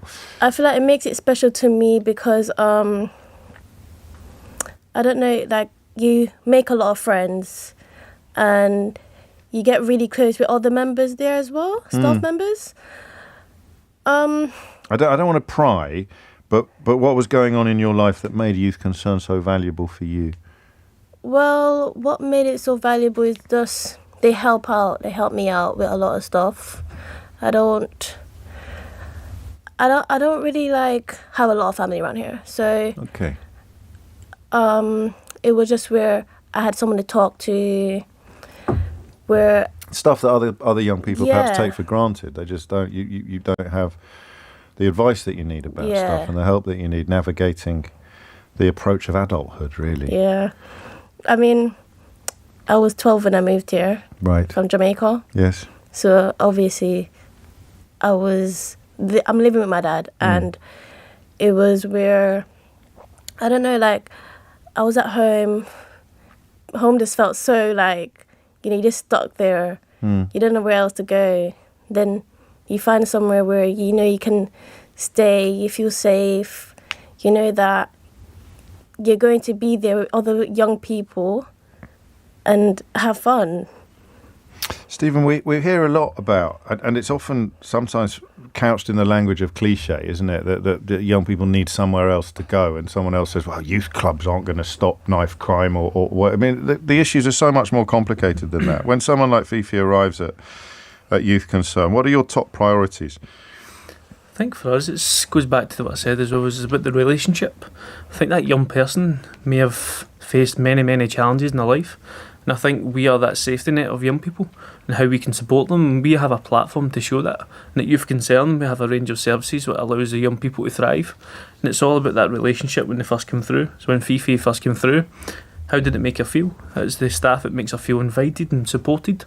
And then they build that relationship up to make sure they get the best impact possible. And you'll hear from Fifi and how much she enjoys it and how much she has been supported. And yeah. How much time do you spend there, Fifi? Why is that funny? 23 hours and 47 minutes a day. I mean, probably more. Like, it's open to Tuesday to Saturday. Okay. And I usually go there like almost every day since. And were you lonely there. before? What's it addressing? Is it? It's addressing where I know that I can go to a place where I don't have to be going out on the streets. Yeah. Just walking around, doing other stuff. Then I can be in a place where I can be with young people, chill with them, have fun, play the pool table, tennis table, talk to the staff. Because there's very few options for people your age. Yeah. I think if you don't want to be cooped up at home all the time. No. Whether it's just because you're getting bored, or whether it's because for some young people, home isn't a terribly healthy place to be, and then you come out of the house, where are you going to go? Unless you've got a lot of money in your pocket, your options are incredibly limited. It really is. And that's where Youth Concern really kicks in. Yeah. By providing a destination and a welcome, I think. Yeah. Can you tell me something about some of the other young people there? Can you tell when a new arrival arrives? Can you tell when they're kind of in a bad place? When a new arrival applies, well, I don't know. It's not really my station to say, but like obviously, when something happens, like just anything, someone is homeless. Yeah. They have a little space where they stay. All their stuff is there. I didn't know that. So they've just got somewhere safe to keep their stuff. Yeah, somewhere safe to keep their stuff, just in case like they don't want to be going back home. We have this food bank as well. We opened this last year, and obviously I helped out with the BBC News. That was when I opened it. We help out young people on if they can't have the supplies at home to cook any food, or they don't have any money, we supply them with a food bank. So we have specific stuff in a bag to put in the fridge to cook like a meal 3 times. A specific meal, so they know what they're doing. They're not throwing anything away, and they don't get to the end of the recipe and think, oh my God, I haven't got any, I don't know, desiccated coconut or whatever it might be that they need on the thing. Is it normal, Steve, for people who receive help from Youth Concern to become part of the process of giving help to others later in their journey? Yeah, that's a big thing for myself as well as Youth Concern. I think it's important that the journey is not just coming in and getting a food parcel. It's about coming in and getting a food parcel, making friends and building connections, and then hopefully what Fifi does is going to the youth panel. So she is a voice of young people, of Youth Concern, and she is kind of leads by example of chat to the young people to find out what they want to do with the youth centre, because I think it's important that the young people are involved in all designs of all programmes and projects, because the young people are facing many challenges, and I think they have a say in what should happen in their life, and Fifi's the voice of that, and what she does with the youth panel allows that change to happen, because she raises the voice up and part of the youth panel, and that's a great job that they do and how they can support each other.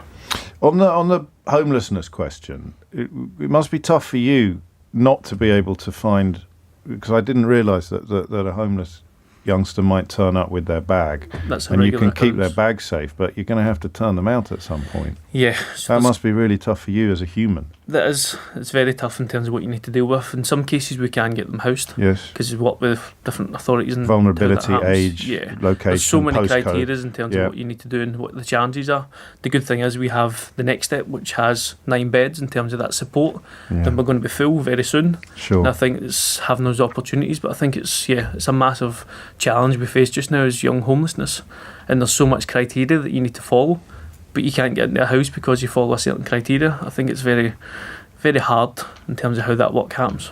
It is. Fifi, what would you say to someone listening to this now and thinking, do you know what, I think I'll make a donation. I think I'll make a donation to Make Some Noise and help us help Youth Concern. Well, for other children out there, obviously we heard of big charities, known charities, but for Youth Concern, what Youth Concern does is to help other young people. So if you guys, I don't want to say, you have to donate. Oh, it's okay. But, You're doing great. You know, if we didn't get any funding or donations, it wouldn't be Youth Concern. It wouldn't be where it will be built and people can be around, just helping other people that are just helpless. Yeah, so there would be a cold and empty space where now we've got a place of warmth and welcome. I like it because we keep a lot of people nowadays we're getting a lot of new people coming through. Yeah, it's 600 so far. Good Lord. So it's just under 700. And stress again, this is Aylesbury, which you think of as a there's about 700 individual young people coming, and I think just under 5,000 engagements coming through the door this year so far, just shy of a year. And in terms of the footfall coming through. And the numbers are growing all the time, I think. Consistently growing month on month. On an average, 100 young people are coming through each month. Staggering, absolutely astonishing stuff. And I do know that times are tough for everyone right now, but when you hear from people like Fifi and Stephen, you realise that just a few pounds, the price of a coffee or a Friday night takeaway, as I said earlier, can make a very big difference. So if you can, please donate right now. Whatever you can afford will make an incredible difference. And you will be joining listeners right across the country who are currently making a big difference every second. Let me run you through the specifics of the Youth Concern situation. So £40 could pay for a one-on-one counselling session for a young person in a bad place, experiencing mental health difficulties of all sorts of kinds. £20 could enable Youth Concern to buy personal hygiene and sanitary products for a vulnerable young person who can't get it anywhere else. I think that's a crucial point to make. There is no provision in place. There's no safety net in some areas of our society, and Youth Concern sort of steps into that vacuum. £10 for essential clothing items that someone who doesn't have a roof over their head is, again, going to be unable to get anywhere else.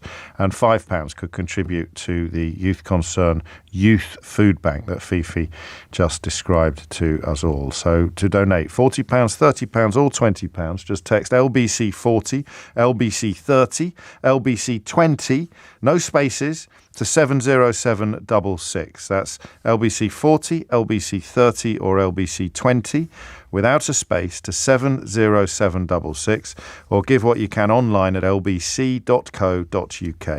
100% of any donation you make will go to Global's Make Some Noise. You've got to be 16 or over. Do seek the bill payer's permission. Standard network charges may apply, or again, as I say, you can donate what you can afford online and see all the terms and conditions at makesomenoise.com. Thank you, Fifi. Was that all right? Was it as terrifying as you expected? Was it okay? It was okay. Any tips for me? Do you think I could improve my microphone technique at all? I get some tips from a professional. Anything? No, it's okay. You did a great job. Thank you, Fifi. Thank you, Stephen. Thank you very much. And thank you to everyone who donates from all of us here at LBC. James O'Brien on LBC.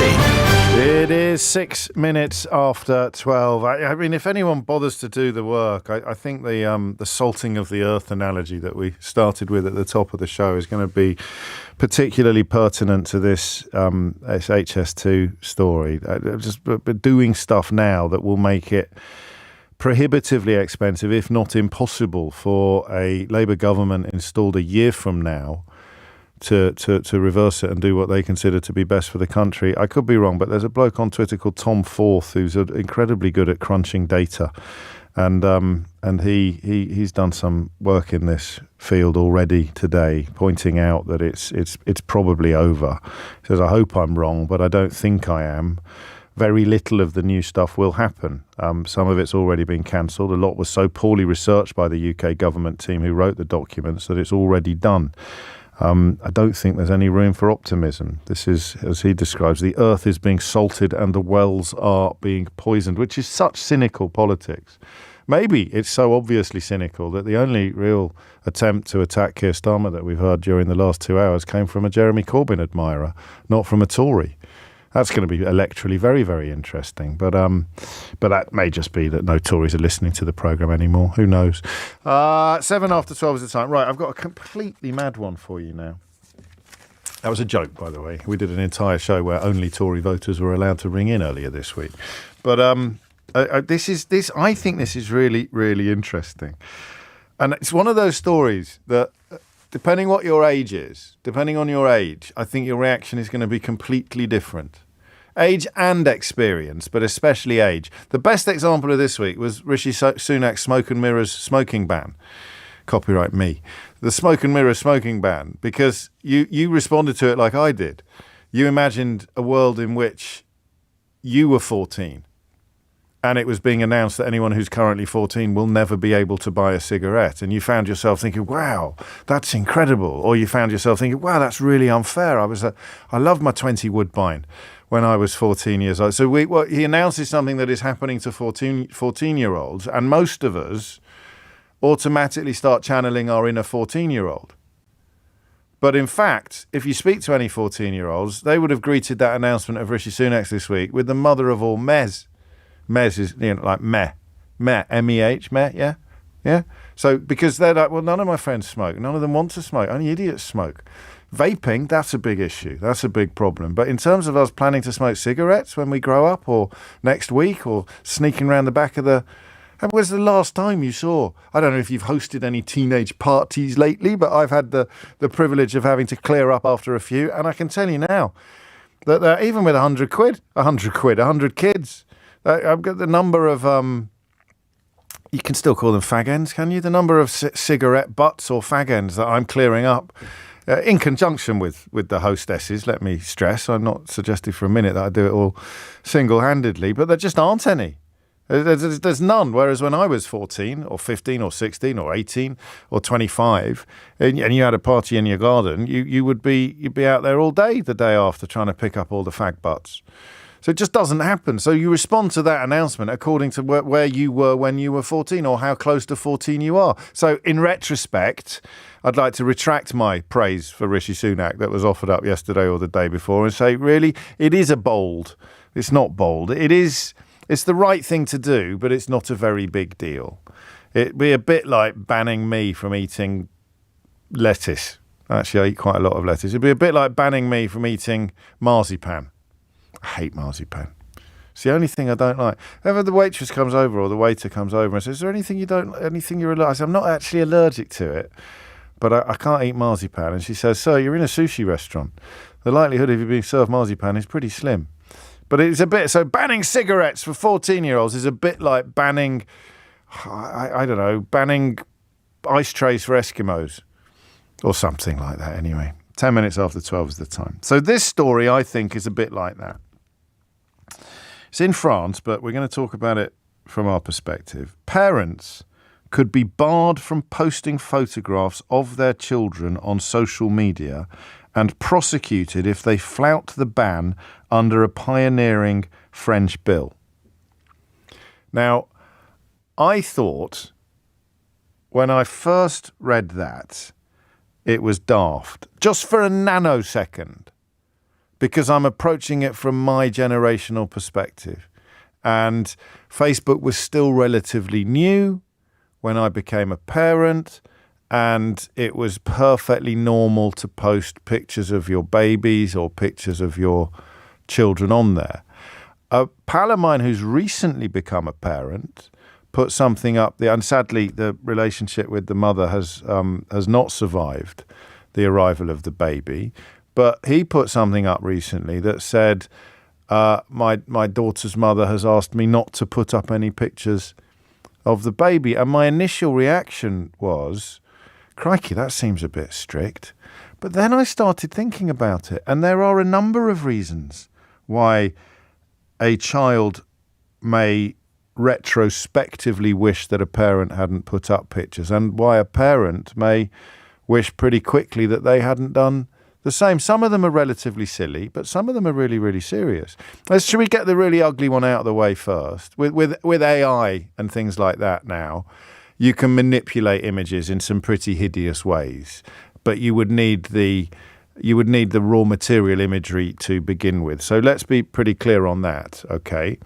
You've also got very specific cases of child protection. So if a child has been taken into care or adopted, then adoptive parents are very, very good and very conscious of not putting up pictures of their children, because there may be biological family members who are keen to track a baby down. But the French politician who's bringing this in isn't looking at that. So I don't want to dismiss that or minimise it or anything like that. I just want to recognise it, but stress that that's probably not what our conversation is going to be about. This is what the French politician, it's a chap called Bruno Studer, he's in President Macron's party, and he said he wants to clamp down on parents who, and I quote, endlessly share their children's private life on social media from morning to night. When they are asleep, when they are ill, when they are in the bath, when they are eating, when they are having a tantrum.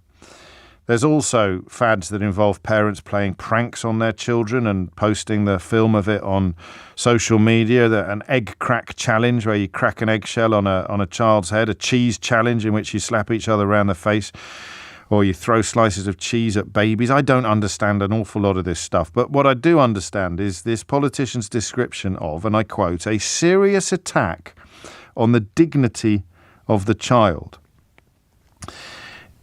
Where are you now? Right now, what are you thinking? Are you thinking this is far too? This is breaking a butterfly on a wheel. This is taking a relatively small problem far too seriously. Or, I think, depending upon your age and experience, are you going, yeah, actually, I know it's quite hard to explain, but I absolutely hate how much of my childhood my mum and dad put on Facebook. I really hate how much of my childhood. I hate it. Phone lines are already open, 0345 600973. So the law is designed to make sure that parents understand, and I quote, that their children's image does not belong to them, but they have to protect it. And he's gone so far as to say that a family court judge, if alerted by a social worker or a grandparent or even a prosecutor to any excessive posting of photographs, the judge would be able to warn the parents to stop, and if they continued, they could be stripped of their right to share any images at all of any child ever on social media, up to and including a €45,000 fine. So they cite an example of a 23-year-old so-called influencer who posts pictures of her two young children and filmed herself accidentally treading on her toddler's fingers while trying on a pair of shoes and put it on to social media. So that's the background, that's the context, that's the case in France, the political proposal in France that could become a pioneering French bill. I want you to step back a bit from that and just think about your own life. I don't need persuading, because I'm a lot more open-minded than I used to be. And if somebody tells me there's a problem, I don't automatically respond by going, oh, no, there isn't. 30p Leenock inevitably has been claiming that ADHD is a consequence of bad parenting this week. It's almost as if every half-baked idea that idiots would ring into radio stations with 20 years ago have been embodied in human form and made deputy chairman of the Conservative Party. All the nonsense about food banks, all the nonsense about immigration, all the casual, lazy insults to places like Bradford, and now ADHD, which we used to take phone-ins on it, and I would say stupid things like, we just called it being naughty in my day. But then you actually take the time and put in the effort to understand things, And the idea that a politician, a senior politician, can come out with something as obnoxious as that at a time when families with ADHD in their ranks are very, very worried about drug and medicine shortages, for the Deputy Chairman of the Conservative Party to come out and insult every single one of them within hours of being forced to remove footage from his own social media accounts of him libelling a journalist. Just breathtaking, the levels of incompetence that are now inhabiting the upper echelons of the Conservative Party. But the point I'm making is I'm not lazily going to swing now at this and say, well, it's all a bit silly, because the more I think about it, the more I find myself wondering, what's it like to really regret and even perhaps resent the amount of photographs, images of you as a baby, as a child, as a youngster, were put out there forever by your parents. There was a picture of me in the bath, on a beach, trying to get changed, and I forget how it happened, but there was a photograph of me as a kid with without anything on. I was only 6 or something, and I was so mortified by that. But when I was about 10 or 11 years old, if we're going through the family album, and you could see so before puberty, I was still stressed by it. After puberty, maybe less so.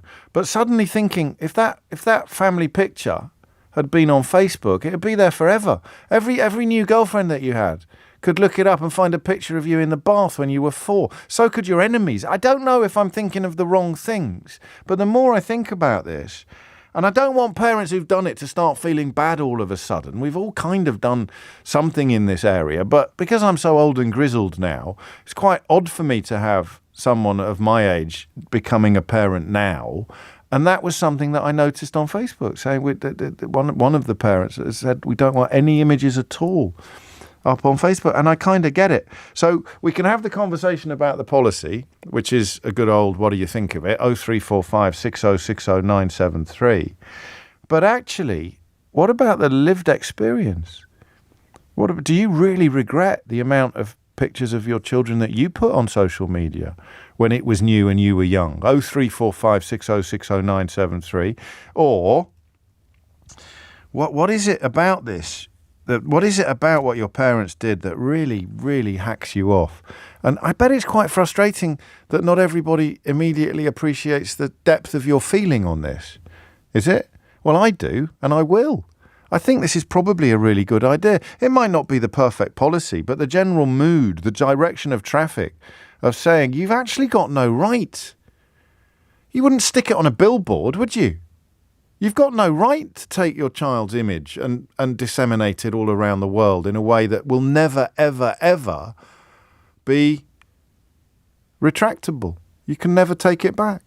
I think this is a bigger deal than even I appreciated 10 minutes ago, and I was patting on myself on the back 5 minutes ago for appreciating what a big deal it is.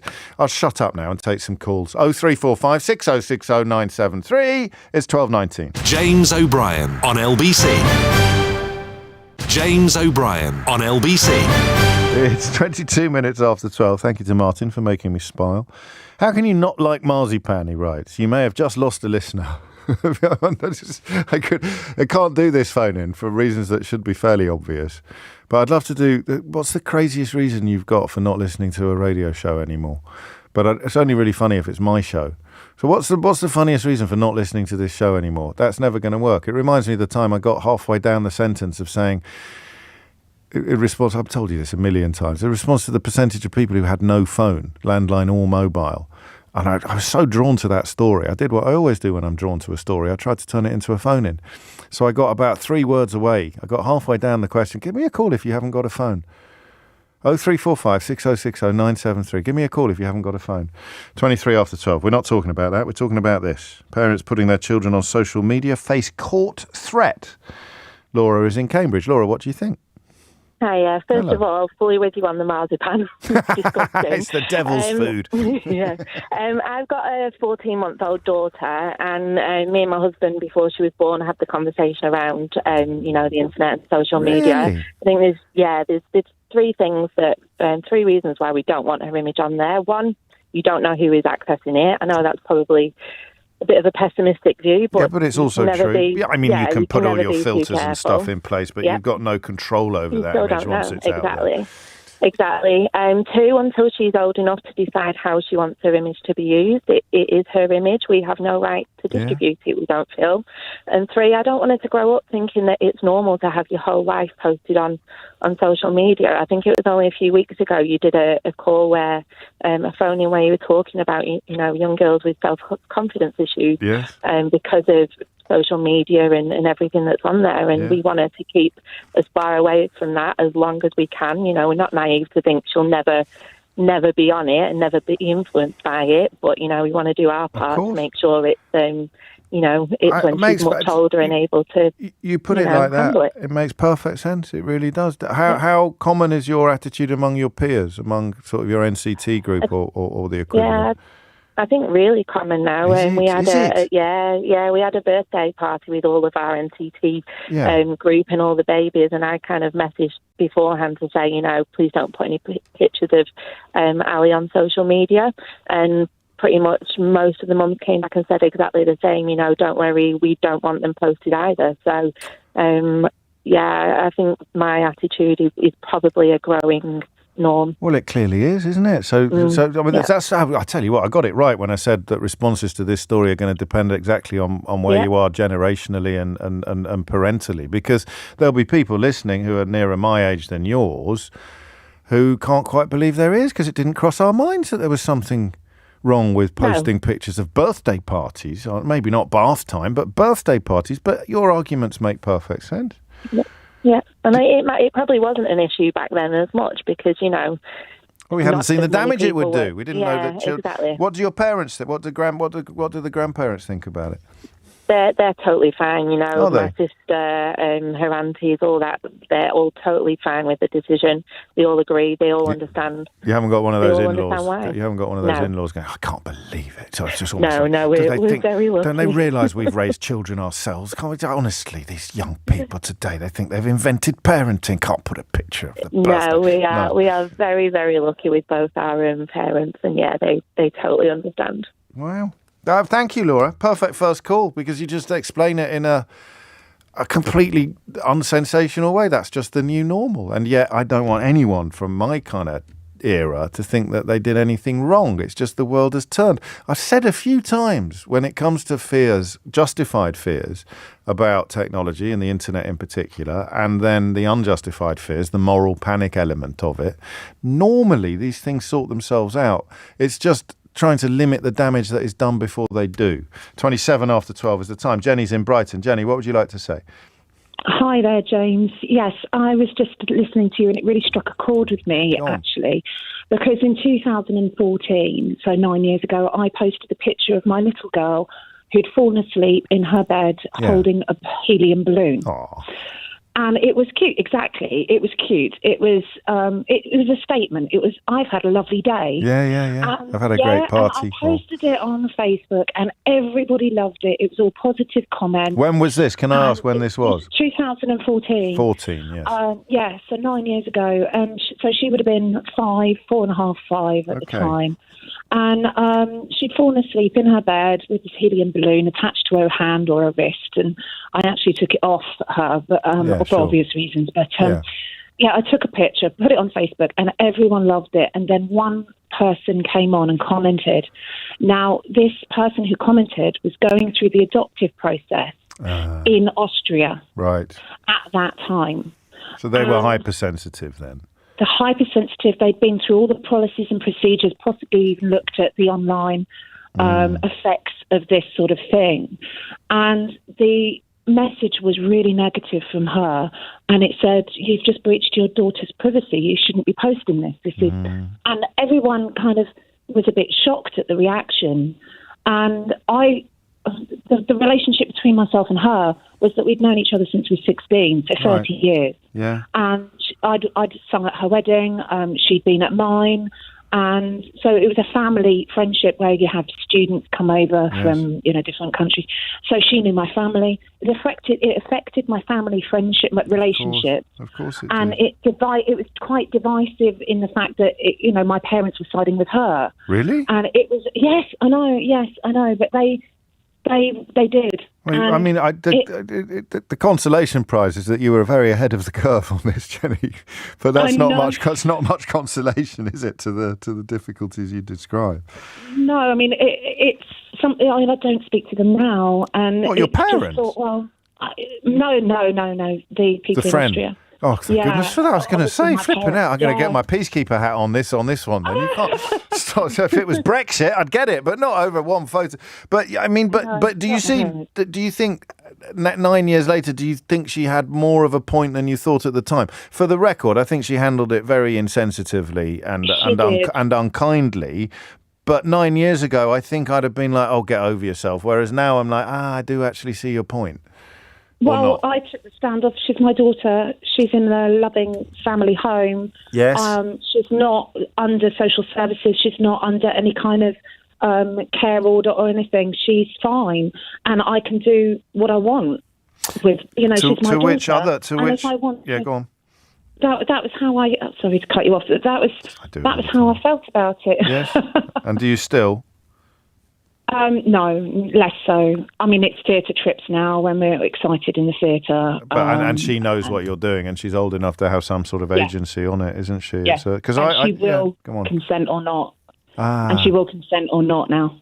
And the in case anyone's wondering, the reason why the adoption would be pertinent is that the rules governing, or certainly the advice governing what you can and can't do in that has all sorts of ramifications for the biological family and the adoptive family. So it's going to be. So she probably shouldn't have brought that to your party or to your Facebook page. But other elements of it, it's just got more mileage than you would have thought 9 years ago. Thank you, Jenny. Beautifully explained. 12:30 is the time. Amelia Cox has the headlines. James O'Brien on LBC.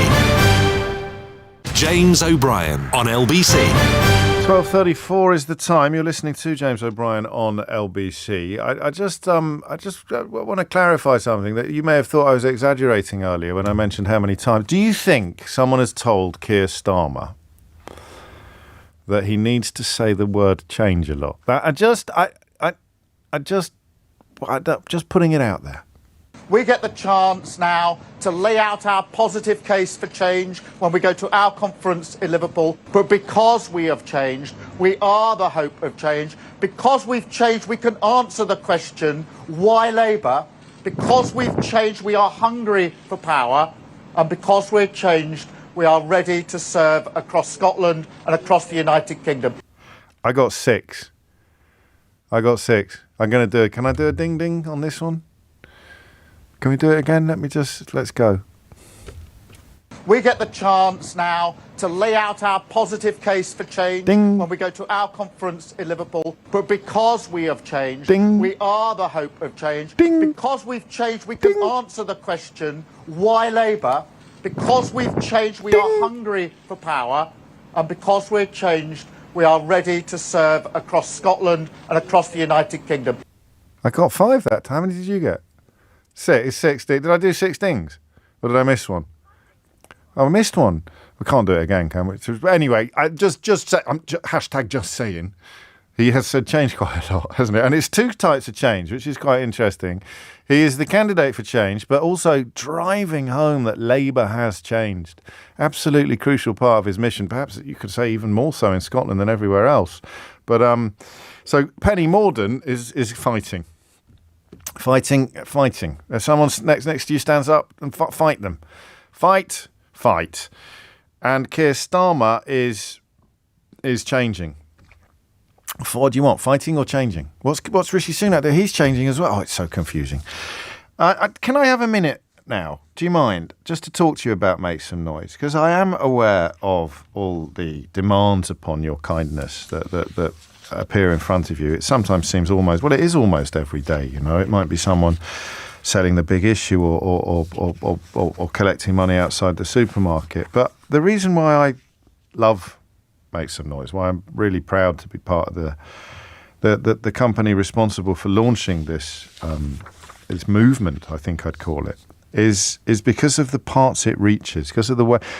We've met some amazing people today, but there's one story I always remember, and it was a charity that helps families of children born missing a limb.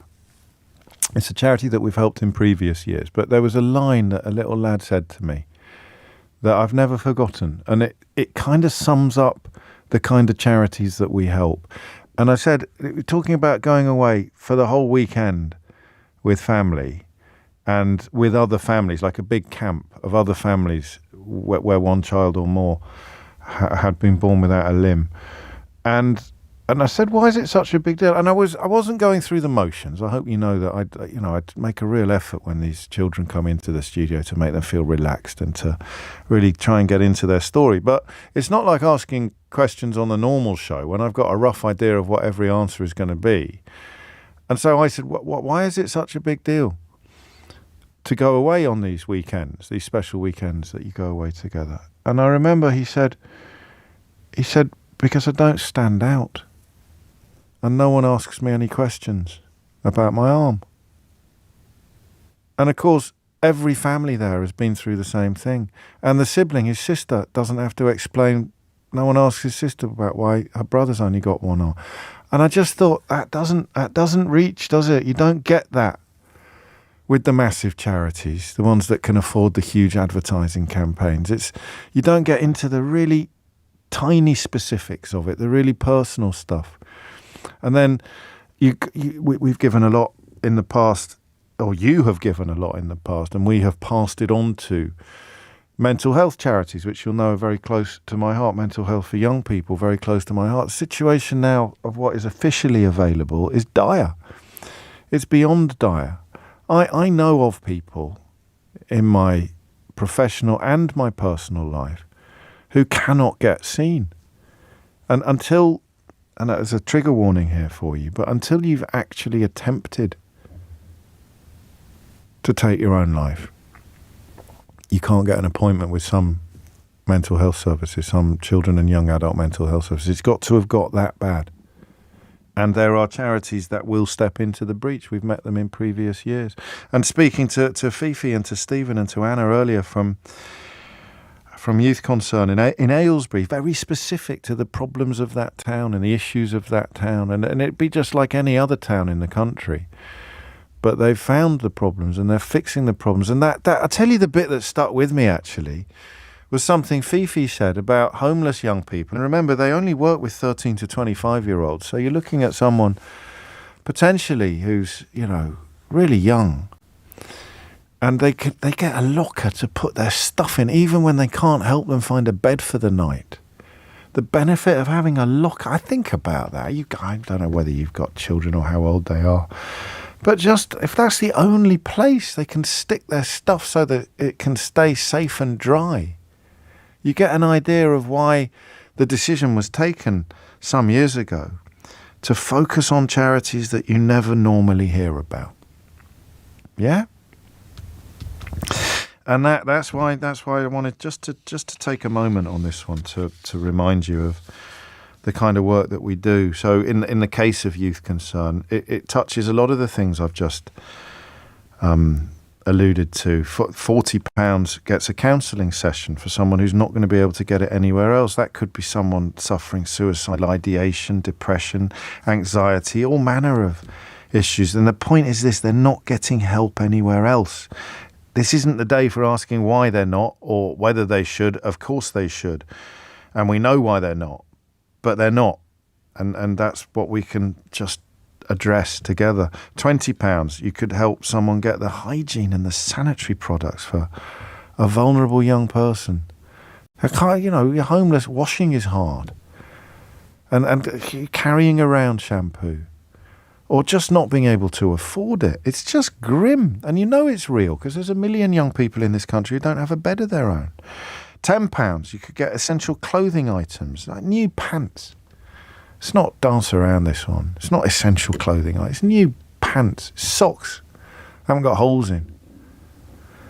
£10, £5, a bag of food at the food bank. Food they can prepare themselves if they've got a place to live.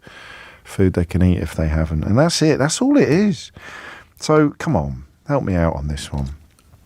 It's LBC 40 to give £40, LBC 30 to give £30, LBC 20 to give £20. No spaces, so you just text LBC 40 or LBC 30 or LBC 20, LBC 40, LBC 30, LBC 20. No spaces, and you text it to 70766.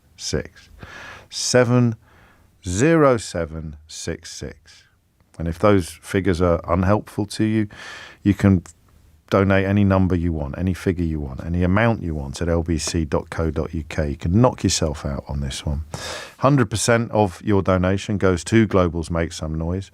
16 and over only, don't forget. Seek the bill payer's permission. Standard network charges may apply. You can find all the terms and conditions and another opportunity to make a donation of any size you want, however big or small. It all helps at makesomenoise.com. And that's it, really. I just wanted to stress that, because sometimes we get a bit caught up in the merry-go-round of people coming in and people coming out. But this isn't like normal stuff. This is a really, really unique and important organisation that does incredible work. And I know that it does incredible work because I get to deliver the good news. And some years we give charities more than they'd asked for, more than they were expecting. We do all the due diligence, we do all the research into what it will be spent on and where it will be going. And we talk a lot about the beneficiaries of the charity, but when you see the volunteers or the charity workers, knowing that for the next 12 months they don't need to worry about that, that's paid for, that's done and dusted, then you get an idea of why it means so much to me. That's all I'm saying.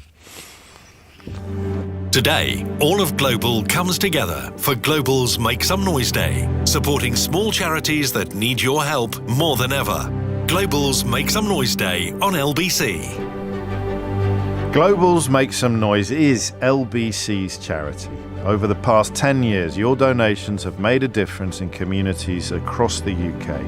This year, you can help Tiny Tickers, a small national charity working to improve the early detection, care and treatment of babies with congenital heart disease.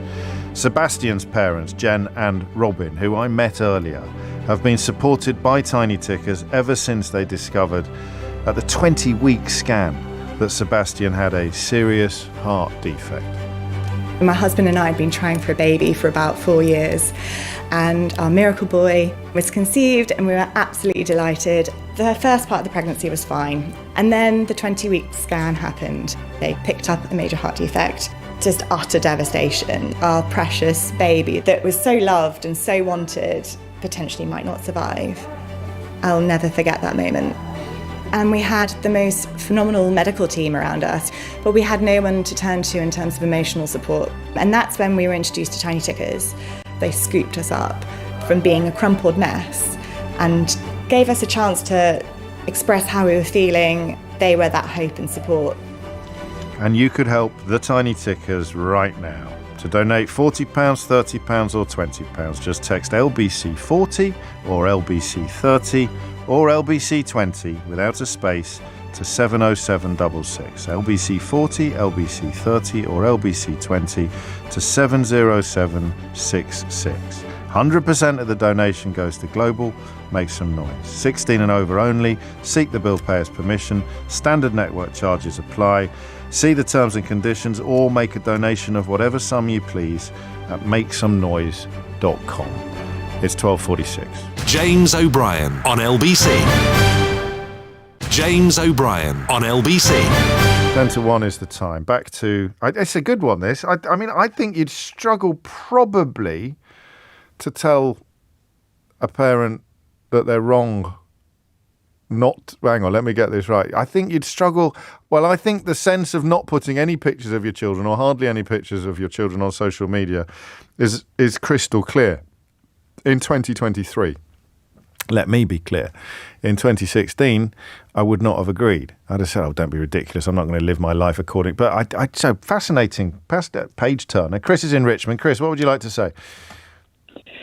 Hi. Hello. I'm just giving you a call because I am concerned about this story because my little boy is 6 years old. I've never, since he's been born, posted anything online. It was a conscious decision that I made that I didn't feel it was appropriate to do this. And even now, as he's got older, he's very much, I don't like photos being taken. I always ask beforehand. But it's a really interesting point because I'm not with his dad. Okay. And actually, his dad is very much, he wants to post things online to be able to show the family the progression that he's made and so forth. Whereas I'm very much. And does he see less of the boy than you do? He does. He does, because he was working away, and not so much now. Okay. But at the time, it was a bone of contention that he was very much, well, I've only set my preferences to friends and family and so forth, so it won't go far. But actually, in my mind, simply putting information out there on various sites, actually you're opening yourself up to undesirable people looking at something that actually you wouldn't want them to do. If we go to a park and we see somebody that's looking at children appropriately, we would naturally kind of think, oh, something's not right here. And we are doing it freely by putting our pictures online, whether that be in a manner that they're at a birthday party, whatever it may be. But I do understand. I mean, and I have just said it makes perfect sense to me. But you're not going to keep the children at home forever because of potential inappropriate. I don't know what inappropriate looking looks like, but everyone knows what you're referring to. So you can't. Do you see what I mean? It's impossible to keep children secret. It is. But I am of the mindset that, yes, we walk around every day and so forth, but actually putting something out there that effectively has the ability to be used in a manner that you did not agree to, your child did not agree to. And ultimately, with my little boy, I ask him if he would like to do something. It's very much a conversation. And how fractious do things get with his dad on this specific issue? Because I see his point as well, you know, wants to show his parents in the easiest way available. It's easier than texting and tweeting. And indeed. And I completely understand that. And in fairness, we don't talk about it anymore. And I don't look at his Facebook page because so you've it kind just of becomes, just surrendered in a way. It's almost become a situation whereas I can't, it causes unnecessary tension between us. I feel for you. So it's become a situation where we simply just don't discuss those sort of things. And if there is a situation that we talk about that does become a little bit fractious, it does put a negative tint on our relationship, which otherwise is very good. Good. So that's it's a bone of contention that you've elected to bury if you pardon the and it's a real shame because I have very strong views on social media. I'm not on there myself. I don't necessarily believe it's appropriate. And I grew up in the ages that I'm 39. We didn't have it, so when we were children, we never kind of missed it. And there was kind of photos, actual real tangible photos that we could show and hold. Whereas now it just seems like we're putting our nearest and dearest out there for the world to comment, both positively and negatively. I think you've made your case quite brilliantly, and I think 10 years ago I'd have called you paranoid, but I wouldn't dream of doing that today. The world turns, doesn't it, Chris? And if we don't change with it as the world changes, then we're doomed.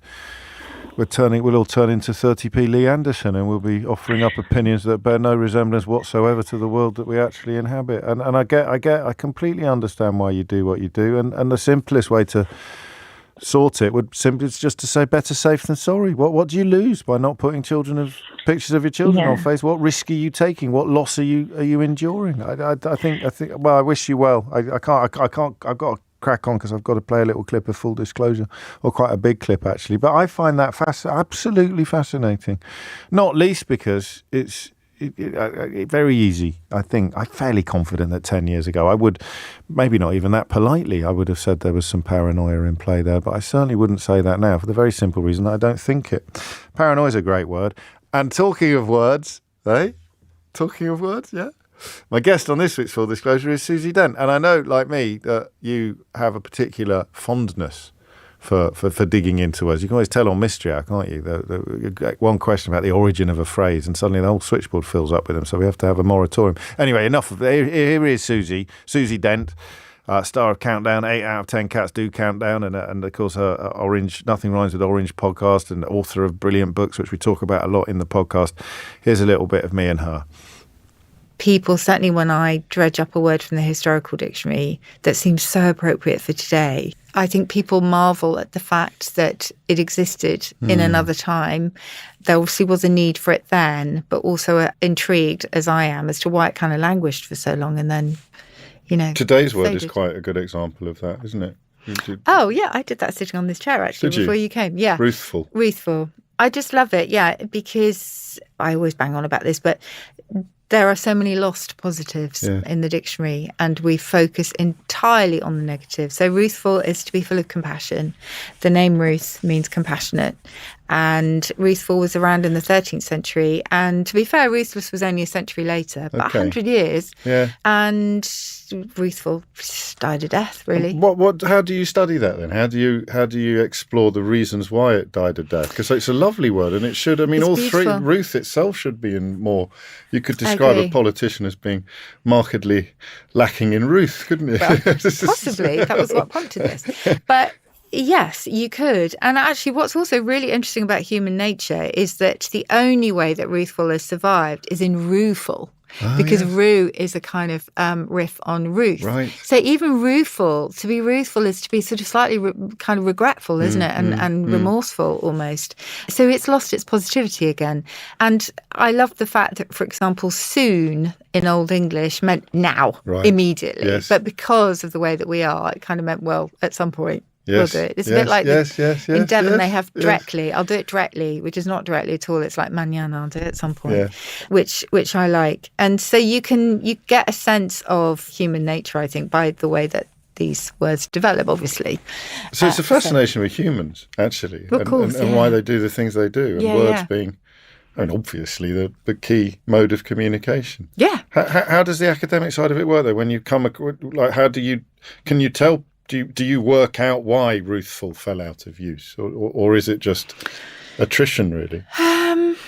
Well, I think there's all sorts of things going on. So, for example, if you were to say to me, why is Shakespeare the most quoted author in the OED? You'd have to look back at the way dictionaries were compiled. You'd have to look back at the sort of literary canon that was studied for proper quotations. Yeah. Samuel Johnson only wanted to look at the classics. He didn't want any of the kind of vulgar language on the street. He changed his mind. But and the OED found so many brilliant records of words from Shakespeare that they put those in at the expense, I'm sure, quite often of people who were using those words before. Yeah. So it's partly the way that dictionaries have been compiled, I think, and what dictionary compilers were looking for, but also that it must say something about our dwelling on the sort of, slightly bad and sad side of lives. Because I think a lot of it also has to do with the fact that when we sit around and gossip, we are probably quite negative and take the mickey out of people, because dialect also collects around certain themes, and they tend to be earthy themes. So, bow-legged, being bow-legged or bandy-legged, there's loads of words in the dialect dictionary for that. So many more words for being cold, starving, ugly, blisters and armpits, all of those stuff get a lot of mentions, whereas the sort of more poetic and literary side of things, they just don't really get a look in. Because you don't close the door with a friend and a confidant and then start saying nice things about people who aren't there very often, exactly. do you? And that's very sad, and you can see that on all the reality TV shows, can't you? You can just see it on all the social media stuff that comes out. So I think that's probably why. But it always kills me that there are words in the dictionary that are so utterly exquisite, and yet there's only one record of it. That's incredible. But there is also, of course, solace in the fact that it is there in the first place, and that it won't ever go, because when it comes to the Oxford English Dictionary, if a word's in, it will never come out. It's just gone 1 o'clock. That's a little longer than I realised. Apologies to Sheila, really, not to anyone else. If you missed any of today's show, you can listen back on Catch Up on Global Player, Rewind Live Radio, or enjoy the whole show podcast. All our shows are there to catch up on, as well as the world's biggest podcast, including Full Disclosure, which, as you heard this week, is with Susie Dent, etymologist and TV legend. Rewind Live Radio on Global Player. Download for free from your app store or head to globalplayer.com. Thank you for donating to Make Some Noise today. Tom Swarbrick will be with you at 4. Now it's time for Sheila Fogarty. Thank you very much, James. James O'Brien on LBC.